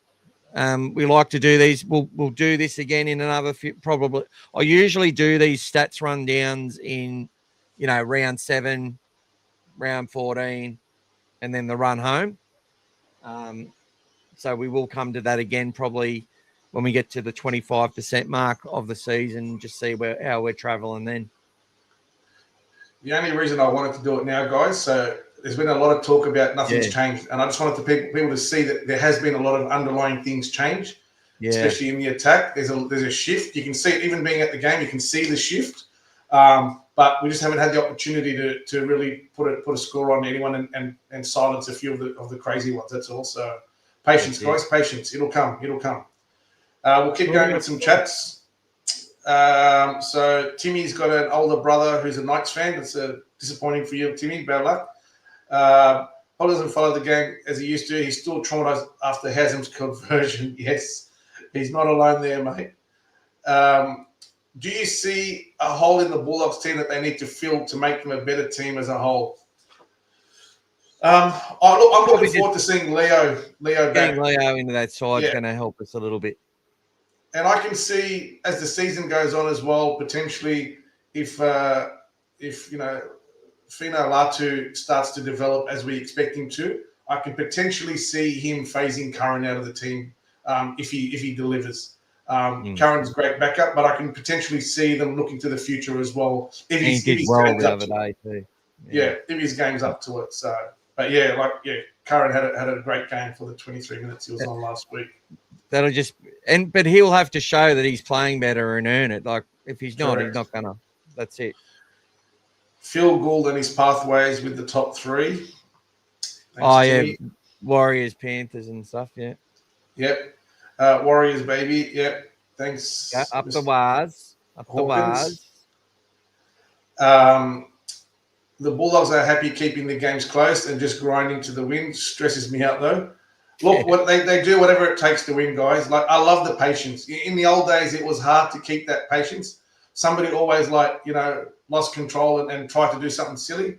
But I like the fact that they've kept that patience and kept grinding, and they've got an amazing belief now between each other that they can still win any game. So for them, where it's going to change is potentially in 2 weeks when we, hopefully have some good results, play Penrith. If we can get a result against Penrith, that'll really shift their feeling and keep them growing. That's going to be for them. I'd love to see both of us undefeated coming into that game. How good would that be? That would be a game worthy of a grand final straight away. And look, it's a funny thing too, guys. It's like because Penrith have lost close games to teams like Para we've got like all their troops on the paddock and stuff. They've gone toe to toe with sides that have played a similar style and lost in some close matches throughout their four-peat. But they've got that gear at finals time, and that's where we've just got to keep building and building, but we do have to find that extra gear. And I felt that we're not far off, and we might get there, right? It's looking good at the moment for me. That's it. Keep building, mate. After these next 2 games, we'll know exactly where we stand, guys. Adam O'Brien might not have done great as a head coach, but everywhere he's been as an assistant coach, the teams have done well. So let's hope that trend continues, guys. Timmy's asking, was it correct Berto has kicked? Yes, against that was the stat that Dave got, mate. I'm not going to argue with him. Really think Matt Burton should be the goal kicker. Look, it's been hard, guys. Critter hasn't really had a lot of opportunities, and he's done well. He just didn't kick that first one too good the other day, but he kicked well after that. They weren't too difficult, but he's still been the more favoured one. And don't worry, guys, they do a lot of stuff at training to get that going. And it's not just let's just give it to you. But if one of them was to lose form, that's a different story, guys. But Critter's still striking them well. Do you have the Dolphins featuring in the 8 this year? If their middles stay on the paddock, Timmy, that makes their edges much more able to deal with stuff. So, if they keep those middles developing and they don't suffer those injuries with the likes of Flegler and Gilbert, and then handle Origin when I expect they'll get some people, they have all the balance to go to the finals and beyond. Harry was saying something funny in there, wasn't he?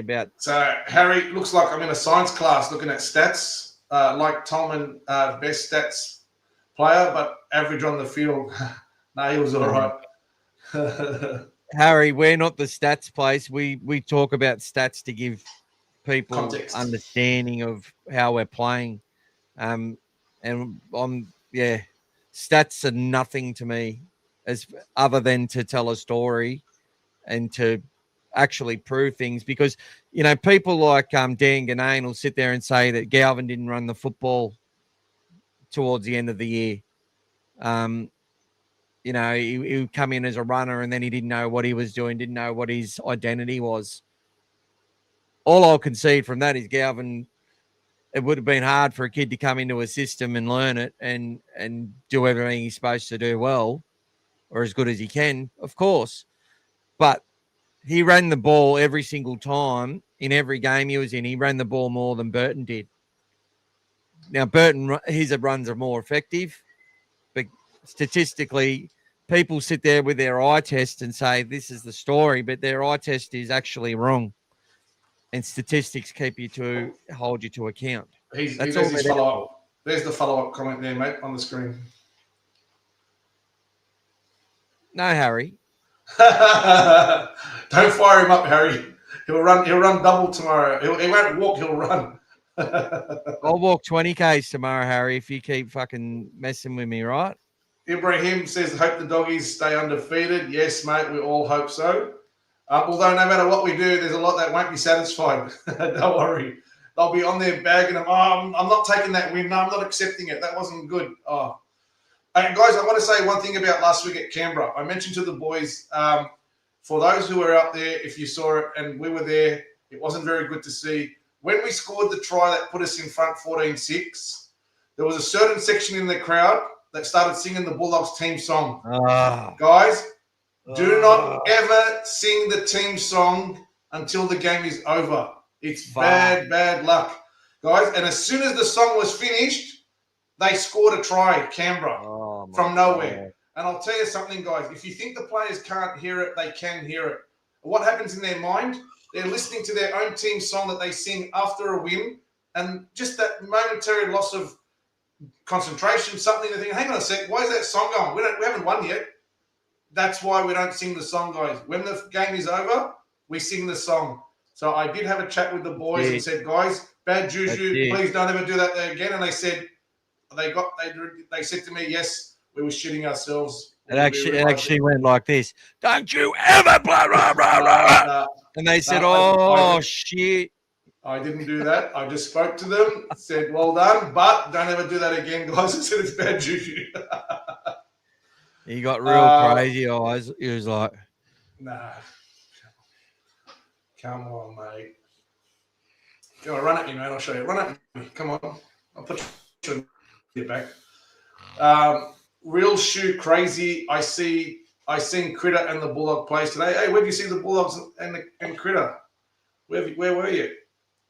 No follow-up comment. What have you got? Notice the typo on top of Fletcher Baker's head. Bulldogs, YouTube. Yeah. Tuesday night. Yeah. I'm guessing that's an AI. I'm guessing that's an AI, mate. Don't worry. AI usually tries to change things. So if you ever generate an image, it'll try to change it. So AI can't spell Sydney, obviously. All good, mate. We love the proof in the pudding. Yep, thanks, Timmy. Save some tears for life, we love you. Yeah, he does. He did look very good last week. Scored a good try. I think captain that side, didn't he? Spinks. Who? I don't think so. No. Okay. But he's very good player. Like Logan Spinks is the very future. Superstitious. Spinks and Preston in the edge, mate. It's going to go off. Yeah, kick off the bench. Yeah, Brian, they got me fired up, mate. I said it to them nicely though, mate. It was all good. It was all good, mate. They're a good bunch of guys. They meant well. They got excited. They thought that's it. We had the game won when Preston scored. But come on, guys, save the songs for after the win. I don't care how many times you do it after the game, guys. Come down to Belmore, do whatever you want, but just wait till we win the game.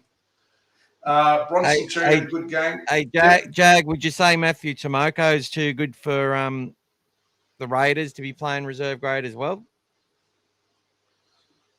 Just a question for you, mate. Yeah, he played all right. He went all right, but it was so much more than Bronson Xerri, man. So much more. You know what it he is reminded too me good of? for that. He's a lead in that company, no doubt. That's why he played left edge. But yeah, he is too good for that grade, 100%. So is Matthew Tomoko. Which winger / fullback can't make the Dragons team? Terrell Sloan. How good does he look in New South Wales Cup? He's a class above. He's not. That's the thing. Like those players have got to look really good in that, and that's a slower speed.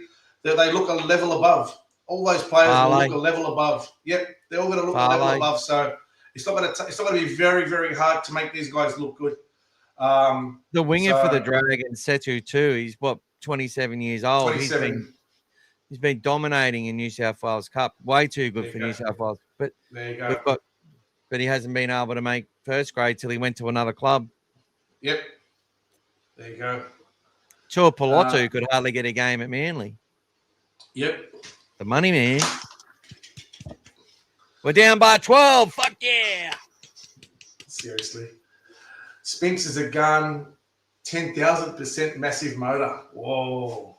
Yeah, once he gets tougher, once he toughens up, he's hit the lines that kid runs, Harry. Harry, do a junior focus. you got your subscription for Bar TV. Just go and get a whole heap of highlights of Logan Spinks. Cut us a beautiful video, mate, and give us your insight. The lines that kid runs. There you go, He's Has. a try-scoring fucking machine. There you go, Has. Challenge set, mate. Challenge set, Has. Ramadan's over. No excuses, mate. Cut loose. The world needs to know about Logan Spinks. You can send that to the guru and say, hey, guru, here's another one that you can claim to have. Like the guru talks about every good player that has a good game.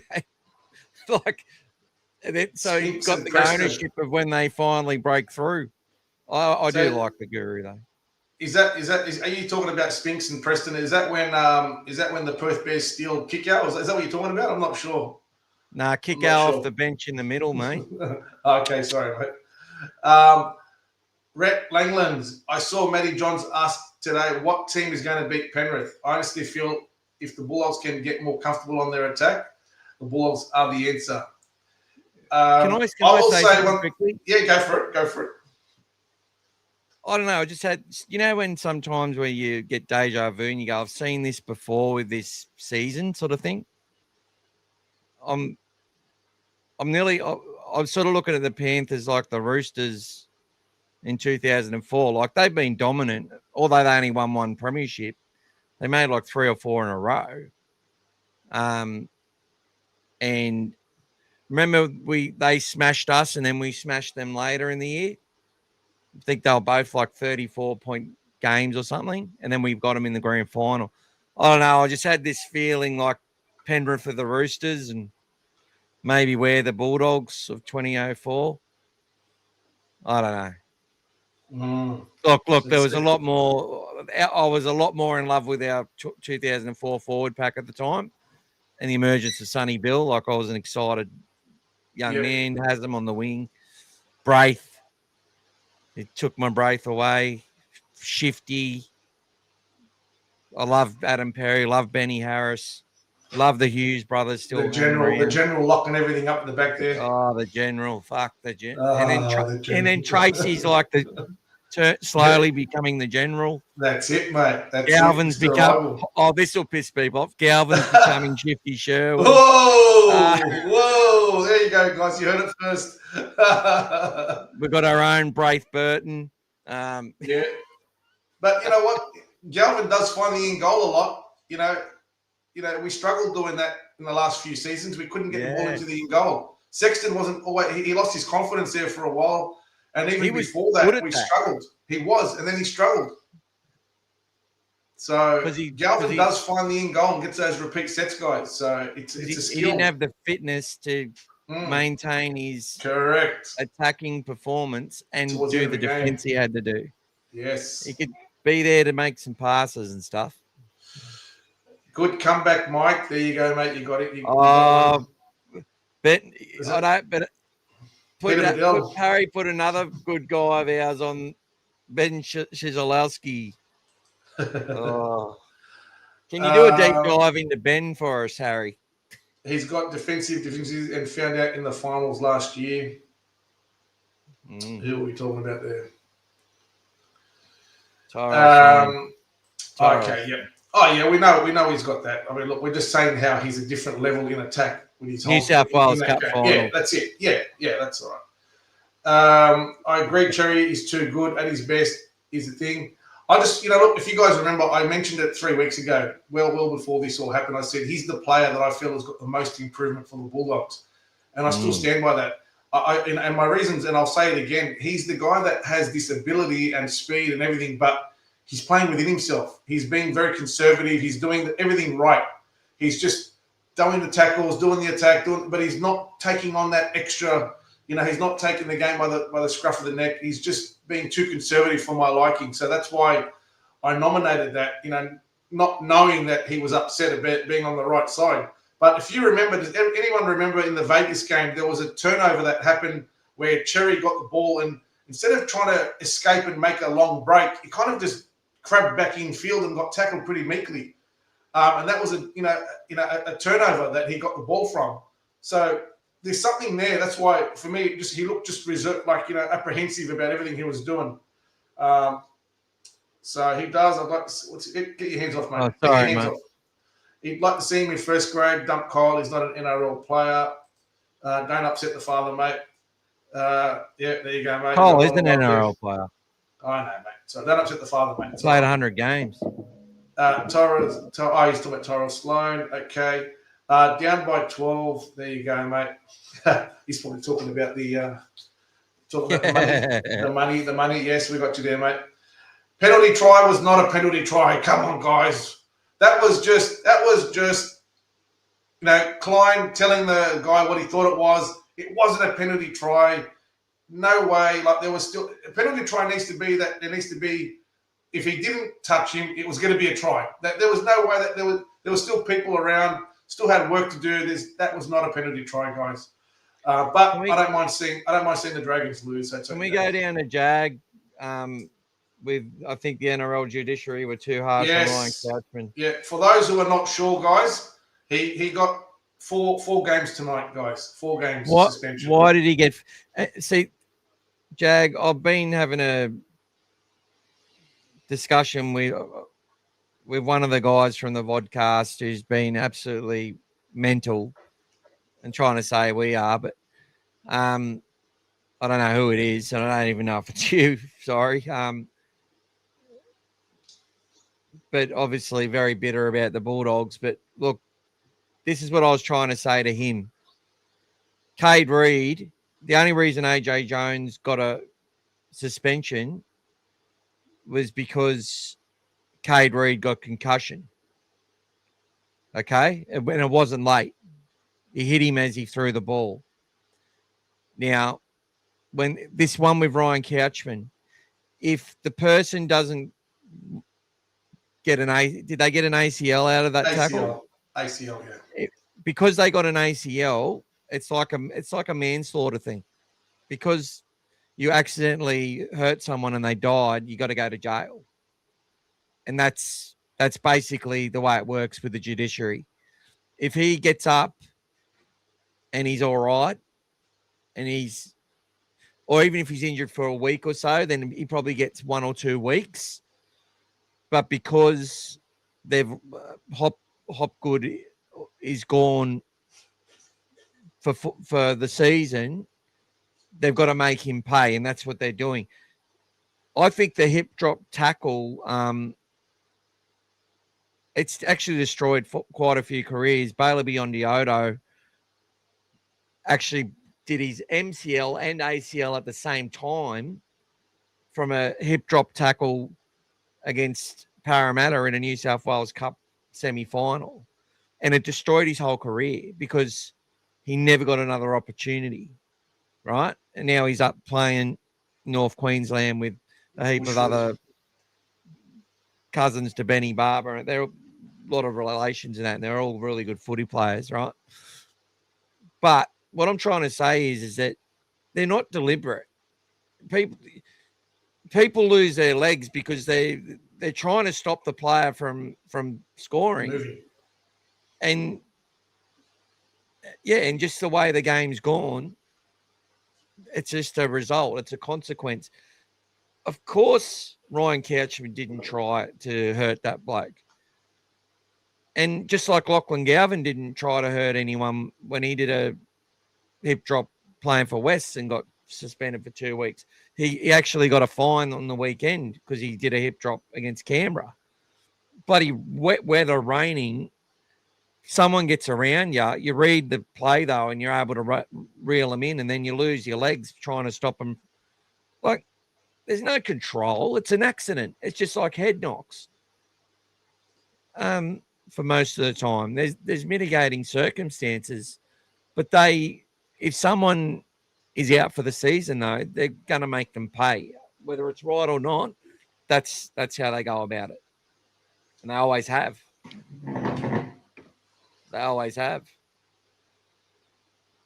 I'll be Phil Gould here. They always have. They always have. They always have. Matthew. They always have, Matthew. All right, Gus, put a sock in it. There you go, mate. Ben Chikolowski, you loved. Jag. We all loved a bit of Benny. bit of The Benny Panthers Sting. are just a juggernaut, have the best junior academy in the country. Everyone knows their job. Paul Adamotti is a star now. Can't believe the Dogs let him go. I Come on, want mate. to talk Tell him about why. this as well. Tell him why. Tell him why, mate. Come on. Paul Alamotti, we paid that kid. That's a salary cap decision. It's also his manager tried to, after he'd played 2 first-grade games, we paid that kid NRL money for years. And look, I'm not having a crack at the kid. Like it's between him and the club and the manager. But then it comes out that the Cowboy that he's going to he's gone and had breakfast with the Cowboys and met with them and could potentially get a 4-year deal for $600,000 a season is what they were saying. Comes back to the team and just gets exposed as he should have.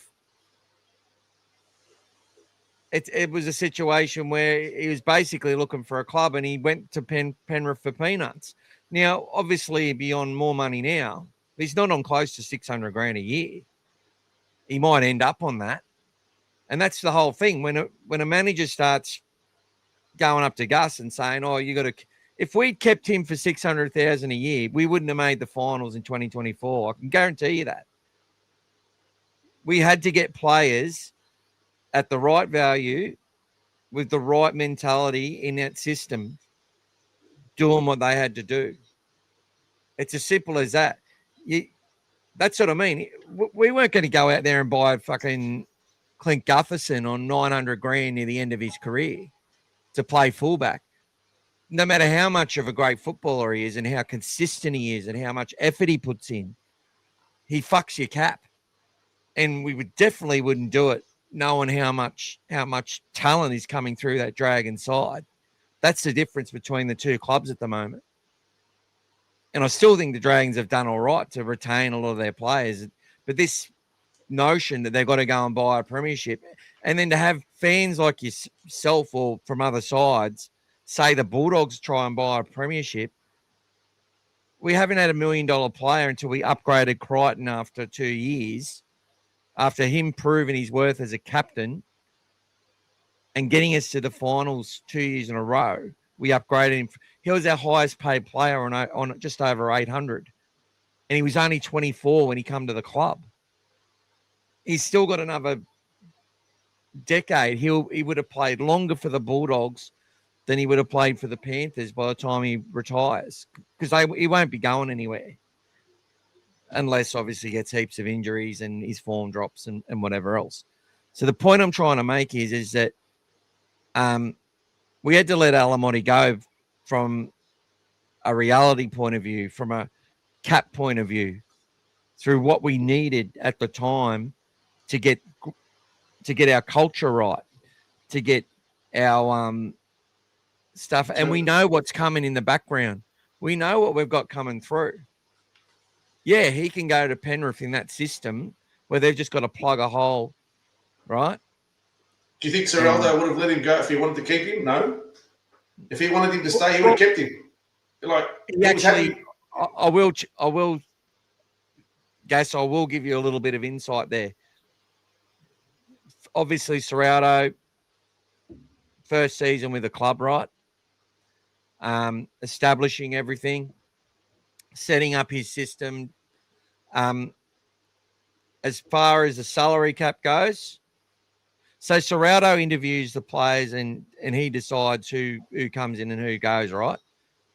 But at that point of time, he loved Alamotti and he loved Averillo, but from a salary cap point of view, even he had to concede that we had to go in a different direction.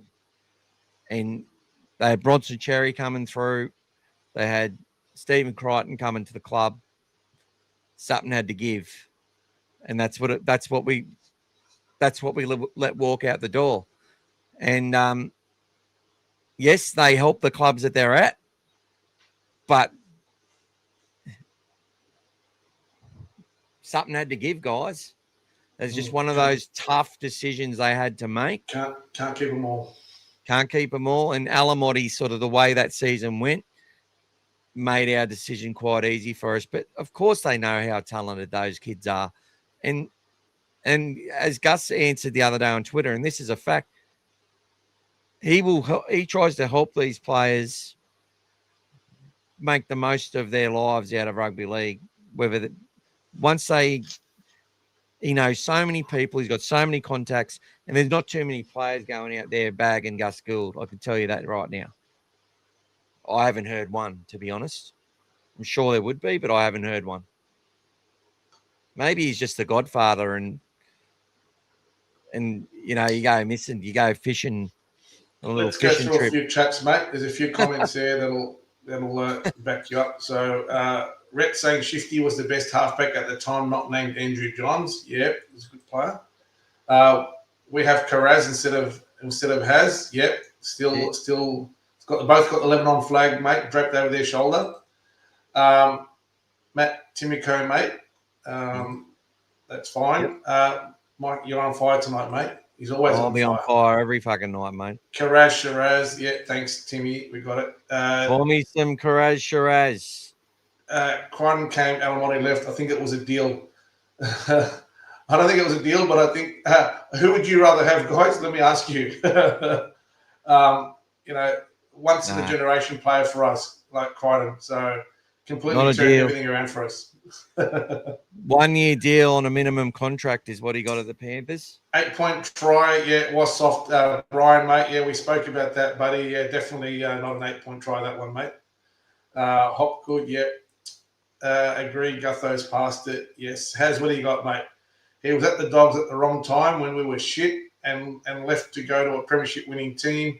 His choice was very easy. He looked crap on crap and went good where he fitted in. He's a winner. So, and look, don't forget, even last year, guys, even after winning the premiership the year before, he was in and out of that team. It's only now he's back in, but he was in and out of that team. So something must be there. It must be attitude, guys, because Cleary probably looks the same way as Serraldo. And if you're not cutting it in certain areas. Confidence as well. Confidence. Yep. Belief. Wish we still had him when the club was on the up. Yeah, look, guys, there's a lot of players, but I'm sure Penrith might be looking one day and say, I wish we still had Luai and Critter and everyone else and Kikau and Burden. You can't keep them all, guys. We all would love to say that, but that's why there's a salary cap, guys, to try to level it out. Just to answer Harry again there, or just to finalise it, whether you're serious or not, brother. He wanted to be a Bulldog, and he tried to get big money out of us, and he successfully taken a lot of money for us without playing a game for 3 years. So it wasn't going to happen. Yeah, I remember they were calling him Baby SBW, guys. Remember? So he had that big game earlier in Belmore. Scored that when we broke the curse, when we broke the curse in 40-degree heat at West, he had a good game that day. Him and Kikau were going well. That was a tough day. That was a hot day. Was that Ramadan? Yeah, was that Ramadan? Oh my God! And a Gould master stroke. There you go. There you go. Yeah, let's see how you're going on your itinerary, mate. Let's see what we're up to. Make sure Michael's. Next one. Who else was the next SBW we signed from Para? Who was that? Will Hopewade. He's not. He was never going to be at SBW. Come on. Well, who was it? Matt Dury. Who else did we get from Para? Matt Dury's a good player, actually. He was a good player. Yeah, he is a good player, man. Good attacking player. Come on, Harry. No. Did everyone get a chance to watch the Raiders review we did on Sunday night? That was something that we'll be doing now, guys. So post games, we'll do a review and we'll post that on there. So you can go on there and have a look and see us break the game down and what we thought from our side. And I'll do a pathways wrap if I can as well. Which we've got a lot of views and a lot of people watched all of that. I was a bit and ah in there for 45 minutes, but went all right. It was all right, guys. Who was Feliga? I can't remember Feliga. Bobcat. No.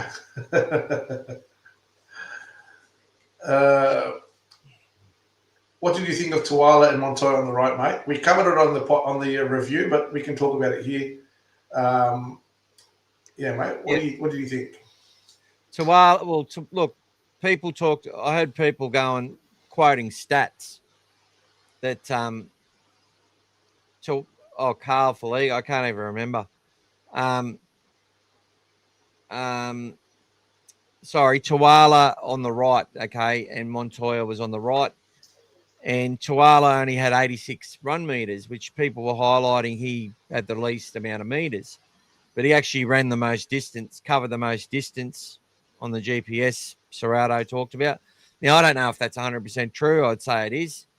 But what I will say is that the right edge in 99% of matches does more tackles than the left edge in defense and has less runs in most matches.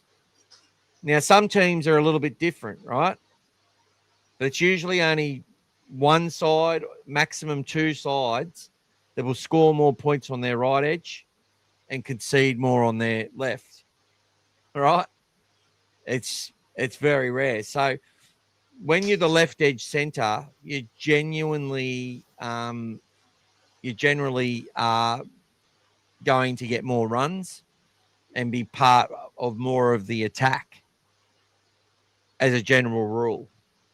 And as the right center, you're going to be getting that opposition attack coming at you more often, so you will make more tackles. So I felt that they were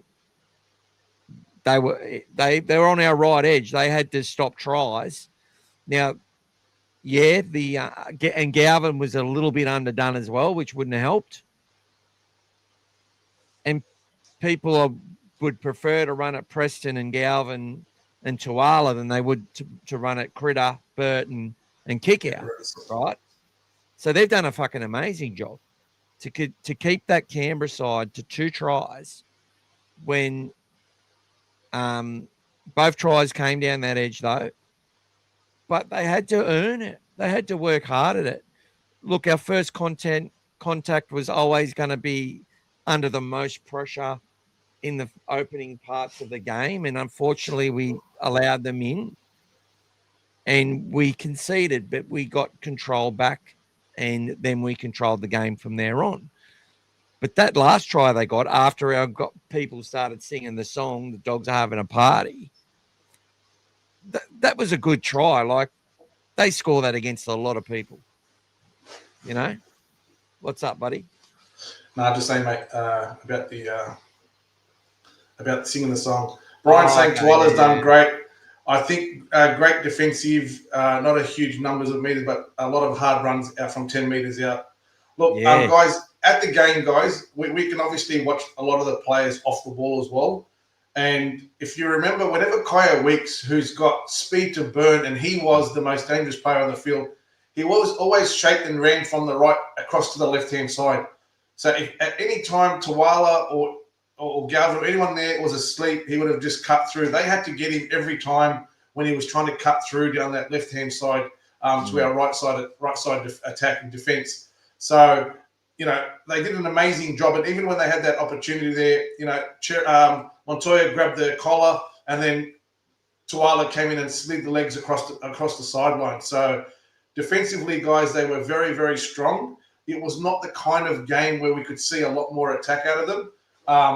You know, it was more for basically Critter being post-contact meter special, like 70 post-contact meters on his runs was amazing. Almost half of what he did was post-contact, just grab and just drag players across. You know, not many centers in the game can do what he did there. He's currently just playing at another level. And I mean, I had a look at his stats as well, guys. He's just running. He's actually averaging so far, admittedly 2 games, more than any other season he's ever done in run meters as well on average. So, you know, and that's what we said from the start of the year we need to see out of him, because he's not injured anymore and he's had a great off-season. So he's delivering on that. And he's going to do that more now being on the left-hand side as well. So overall, guys, they did an amazing job defensively. And, it was a tight game, and everybody held their own. Everybody did their job.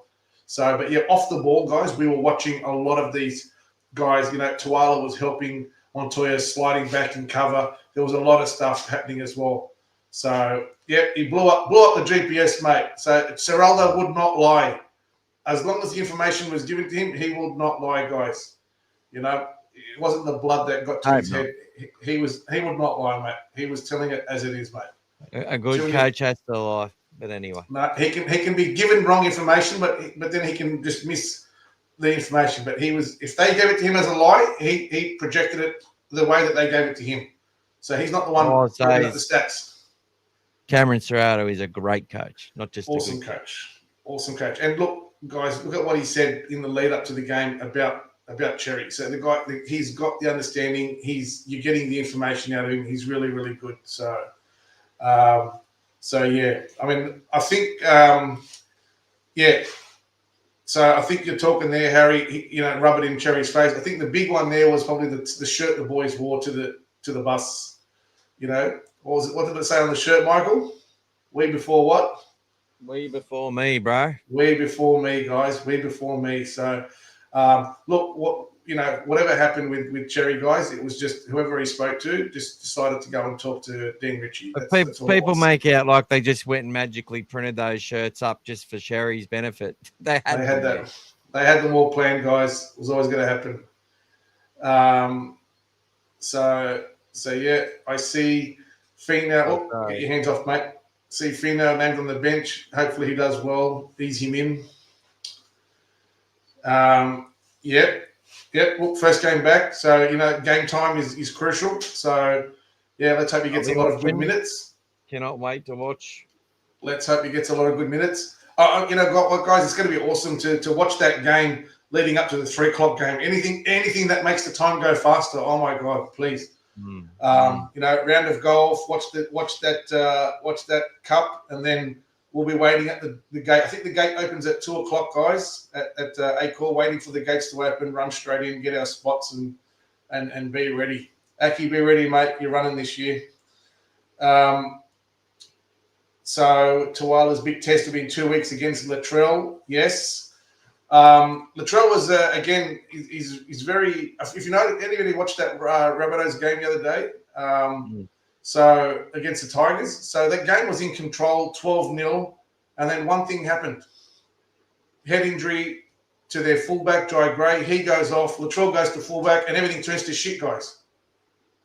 Everything turns to shit because it's just he overdoes it sometimes. Latrell, he tries too hard, and they just you take your center out of his position, you change the game around, and look what happens.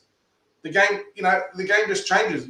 It's just these little tiny things. As soon as he came back on in the second half, Jai Gray, he got man of the match, and he wasn't even there for that 15 minutes leading up to half time. That's how good he played, guys. And Latrell, when he's back in his position on the left edge there, again, that's how he plays. So really, really good there, guys. I think Seraldo said send a message to Cerritos. Yep, you did get to meet them. The great man, mate. Excited to meet the boys, but Ciro took over them, absolute champion. Yeah, mate, he's a legend, mate. Like I said, guys, he's the guy that gave me "Don't Break the Fence," guys. Originally, I called the banner the blue brick wall. He said to me, "That's what we called it, brick wall at Penrith." He goes, "We call it here, don't break the fence." And he said to me, "There's one for you." So there you go, guys. That's how "Don't Break the Fence" came about, thanks to our coach. So he loved I'll go through these next ones because I want to hear my own voice for a bit.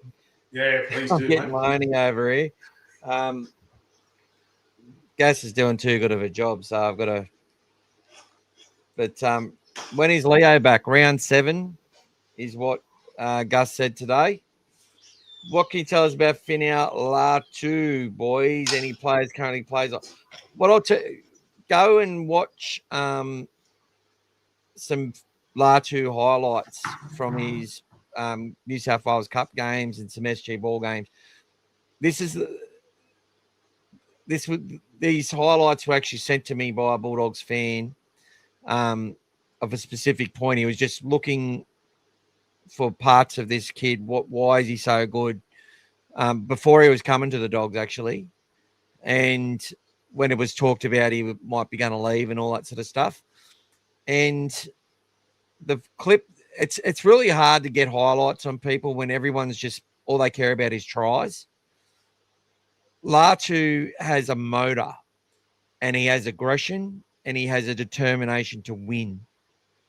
So you think about players who are like that, they're generally some of the best players in the comp. And what I mean by that, and I've said this a few times, Harry, he took a hit up, he got away, and his legs didn't stop pumping. Then he got away a late offload. The person who gets the offload then takes the ball up another 10, 15 meters, plays the ball quickly.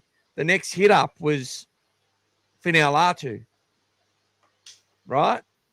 He took the next hit up after being the person who gave the offload, a late offload, mind you, as well, which are the worst ones to concede as a defense. He's like, give me the ball again. You know, I know there's players who get into a dust up and then they get the penalty and then they run it again. But this is guys from consecutive plays taking hit ups because he demands the ball and he wants to be on the ball. He wants to win. And I just saw that through his play watching him. He's determined to be a part of the action, determined to have a crack. Now, they've also got to, without stopping that or you know, trying to control it too much, they also have to say, okay, calm it down, play the system, play your role so that you've got that extra energy when we need it and whatever else. And he was part of a side that beat our SG ball team by 40 points to 12 in a grand final. And that SG ball team of ours is pretty good. So, yeah, they had King Tongia and all these players in that side. And could be one of those sides that produces a bunch of future really good NRL players and maybe more. So we'll see what happens. But as far as who to compare him with, I don't know if it's a positional thing. I think it's more, I look at players like James Tedesco and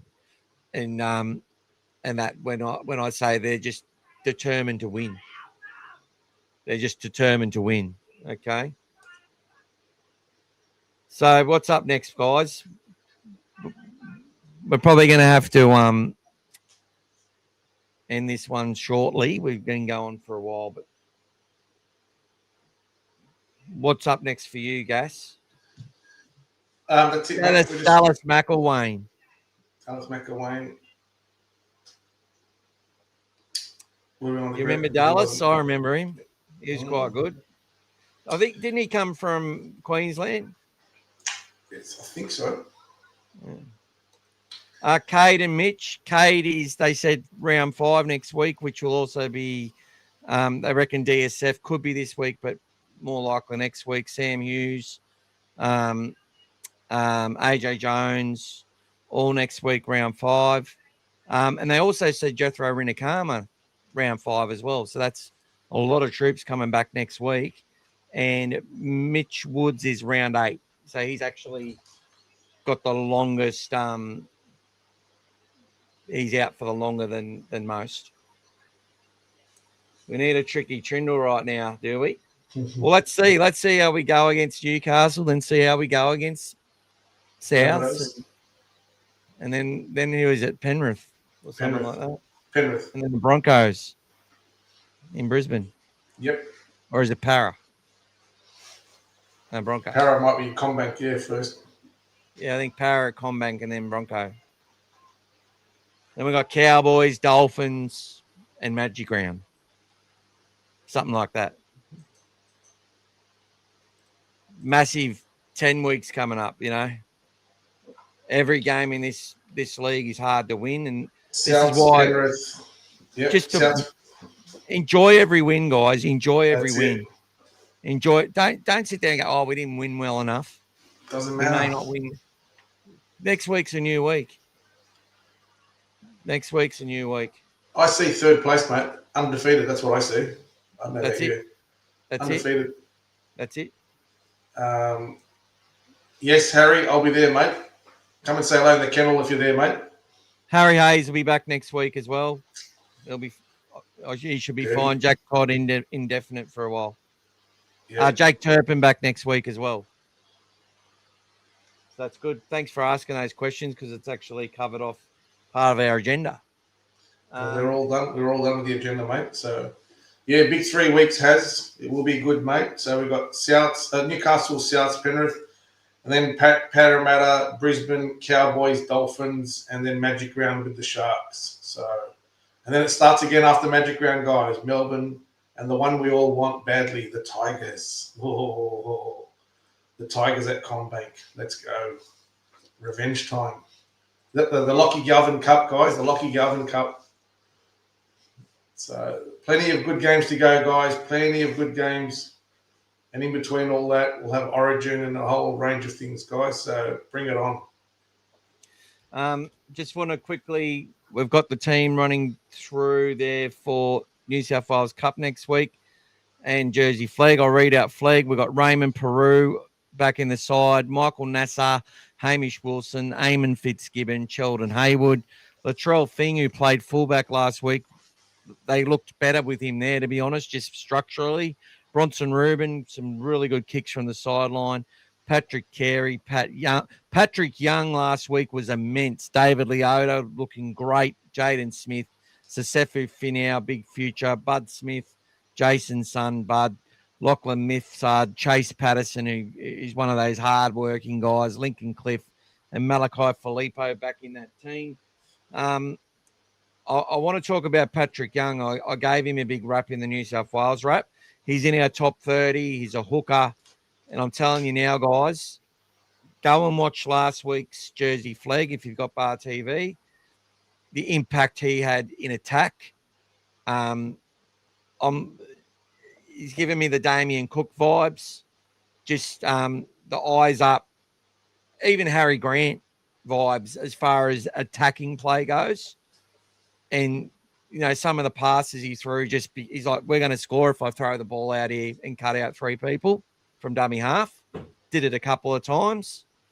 And that's the go. So Patrick Young, real one to keep an eye on. Obviously, being in our top 30, he's getting a hell of a lot of confidence there.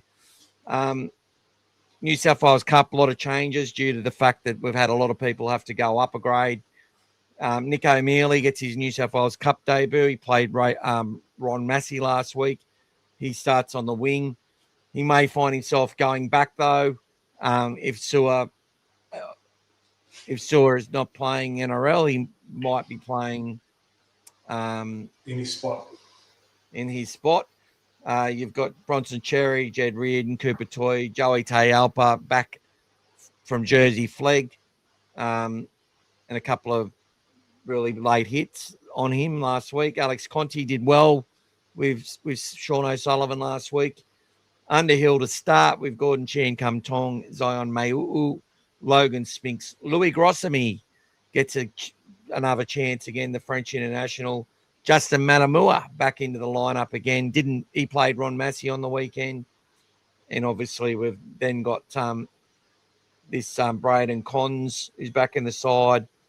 Daniel O'Donnell, who played Ron Massey last week, did all right. Finau Latu back into the swing. And Sasai Latini back up from Flag, where he played well and scored a try on the edge. And for those guys who want to watch some of these games, the Bulldogs obviously play at 3 o'clock for the first grade team on Saturday, but at 12 o'clock on Saturday at Belmore, you've got the New South Wales Cup teams playing. And then Jersey Flag will be played after that, actually. So 2:15. So that'll actually be happening at the same time as the first grade game will be happening as well. So that'll be at 2:15 at Belmore. You've got at Hammondville, you've got another game with the 4:45, Ron Massey. That'll be at same 4:45 as well on that Saturday. So and a lot David of games Bryant, there. David Bryant playing fullback. Four games on the Saturday, guys. But obviously the first grade's at 3 o'clock. That's the big one. On Sunday, you've got Harold Matthews, SG Ball, and all being played at Leichhardt Oval, guys, 10:30 and 12 o'clock. So if you wanted to watch some games out there, they're playing against the Tigers. Go out there and see the juniors play as well on Sunday if you're around. So plenty of footy on, guys. They've been pushed back to Sunday. I think they were originally scheduled for earlier, but the SG Ball and that are all on Sunday now. Young Critter or Baby Critters, I think, got an injury because he wasn't there last week. And we just signed him up for 4 years or something like that. Or I can't remember how many more years we signed him for, but we've extended him for at least 2, maybe 4. I'm losing my mind. Let's go through a few chats, guys, so we can round up and call it a night. So Rhett was saying, how good is it to be a Doggies fan? Absolutely. It's the best thing in the world. Andy, g'day and good night. Well done. How you going, mate? G'day, Andy. Mate, Timmy, we'll talk about that as we get closer, mate, to the Broncos. Anzac Day. We'll enjoy the time for now. Yeah, mate, we'll have a stacked team in the Cup, mate, when everyone's back in first grade. So that'll 100%. Be good. 100%. Harry, I think Nick was just talking about Peru, how he didn't play last week. He didn't play last week. He was, I don't know if he had an injury or he just didn't get the team, but he's back in it this week. Timmy's predicting Bulldogs 30, Knights 8. Oh, that's 8 more points than I was hoping for, Timmy. The boys want the coffee cup this week, mate. Come on. Anytime try scorer Jacob Carraz, if that's the way you're inclined. Yeah, working around the clock, mate. Yeah, awesome, mate. Thanks a lot for your support, Andy. Andy does a lot of stuff there, setting up the stadiums, guys. So he does an awesome job. Brian, you want to read that one, mate? Brian's tipped the Doggies 42-12, and he's also saying, just wanted to say another big thank you to both of you guys for all the work we do, and a huge thank you to Gas for personally hand delivering my jersey to me. It was a pleasure to meet you, mate. Yep, likewise, brilliant. Mate. So big thank you to you guys for going out there and doing that for Brian and, and meeting another bloke in our community that we're building. As I said, guys, just one more plug, obviously, been massive, the amount of support we've got. Again, we've raised another, $23 so far tonight. Gets to 50, we do our draw, but we're probably going to end this now, so we'll carry that over to the next live that we do. And but you also have the ability to do super chats and go to buy me a coffee as well. So super thanks is what you can do on videos, and if you wanted to contribute as well. But big thank you to everyone. Thank you again, James. Thanks, Brian. Thanks, Timmy, for your extra support tonight. And everyone who's joined the channel. Timmy. Carry over, Timmy. We didn't hit 50, mate. Carry over to next time, mate. You're still in the hunt, mate. Don't worry, mate. Your $10 will carry over as well, buddy. No problem, mate. We carry it over, buddy. We carry it over. And you remember you got 2 tickets, bro. So there you go. Good job, guys. Thank you all. Big thank you to everyone. Much appreciated. And come and say hello on Saturday, guys. We're heading off now, guys. Go the Dogs. Go the Doggies. Yo, what up, guys? Want to give a massive shout out to All Things Bulldogs. If you guys haven't watched their podcast, check them out. Let's go. Hey guys, Tuesday nights, All Things Bulldogs podcast. Make sure you get onto it.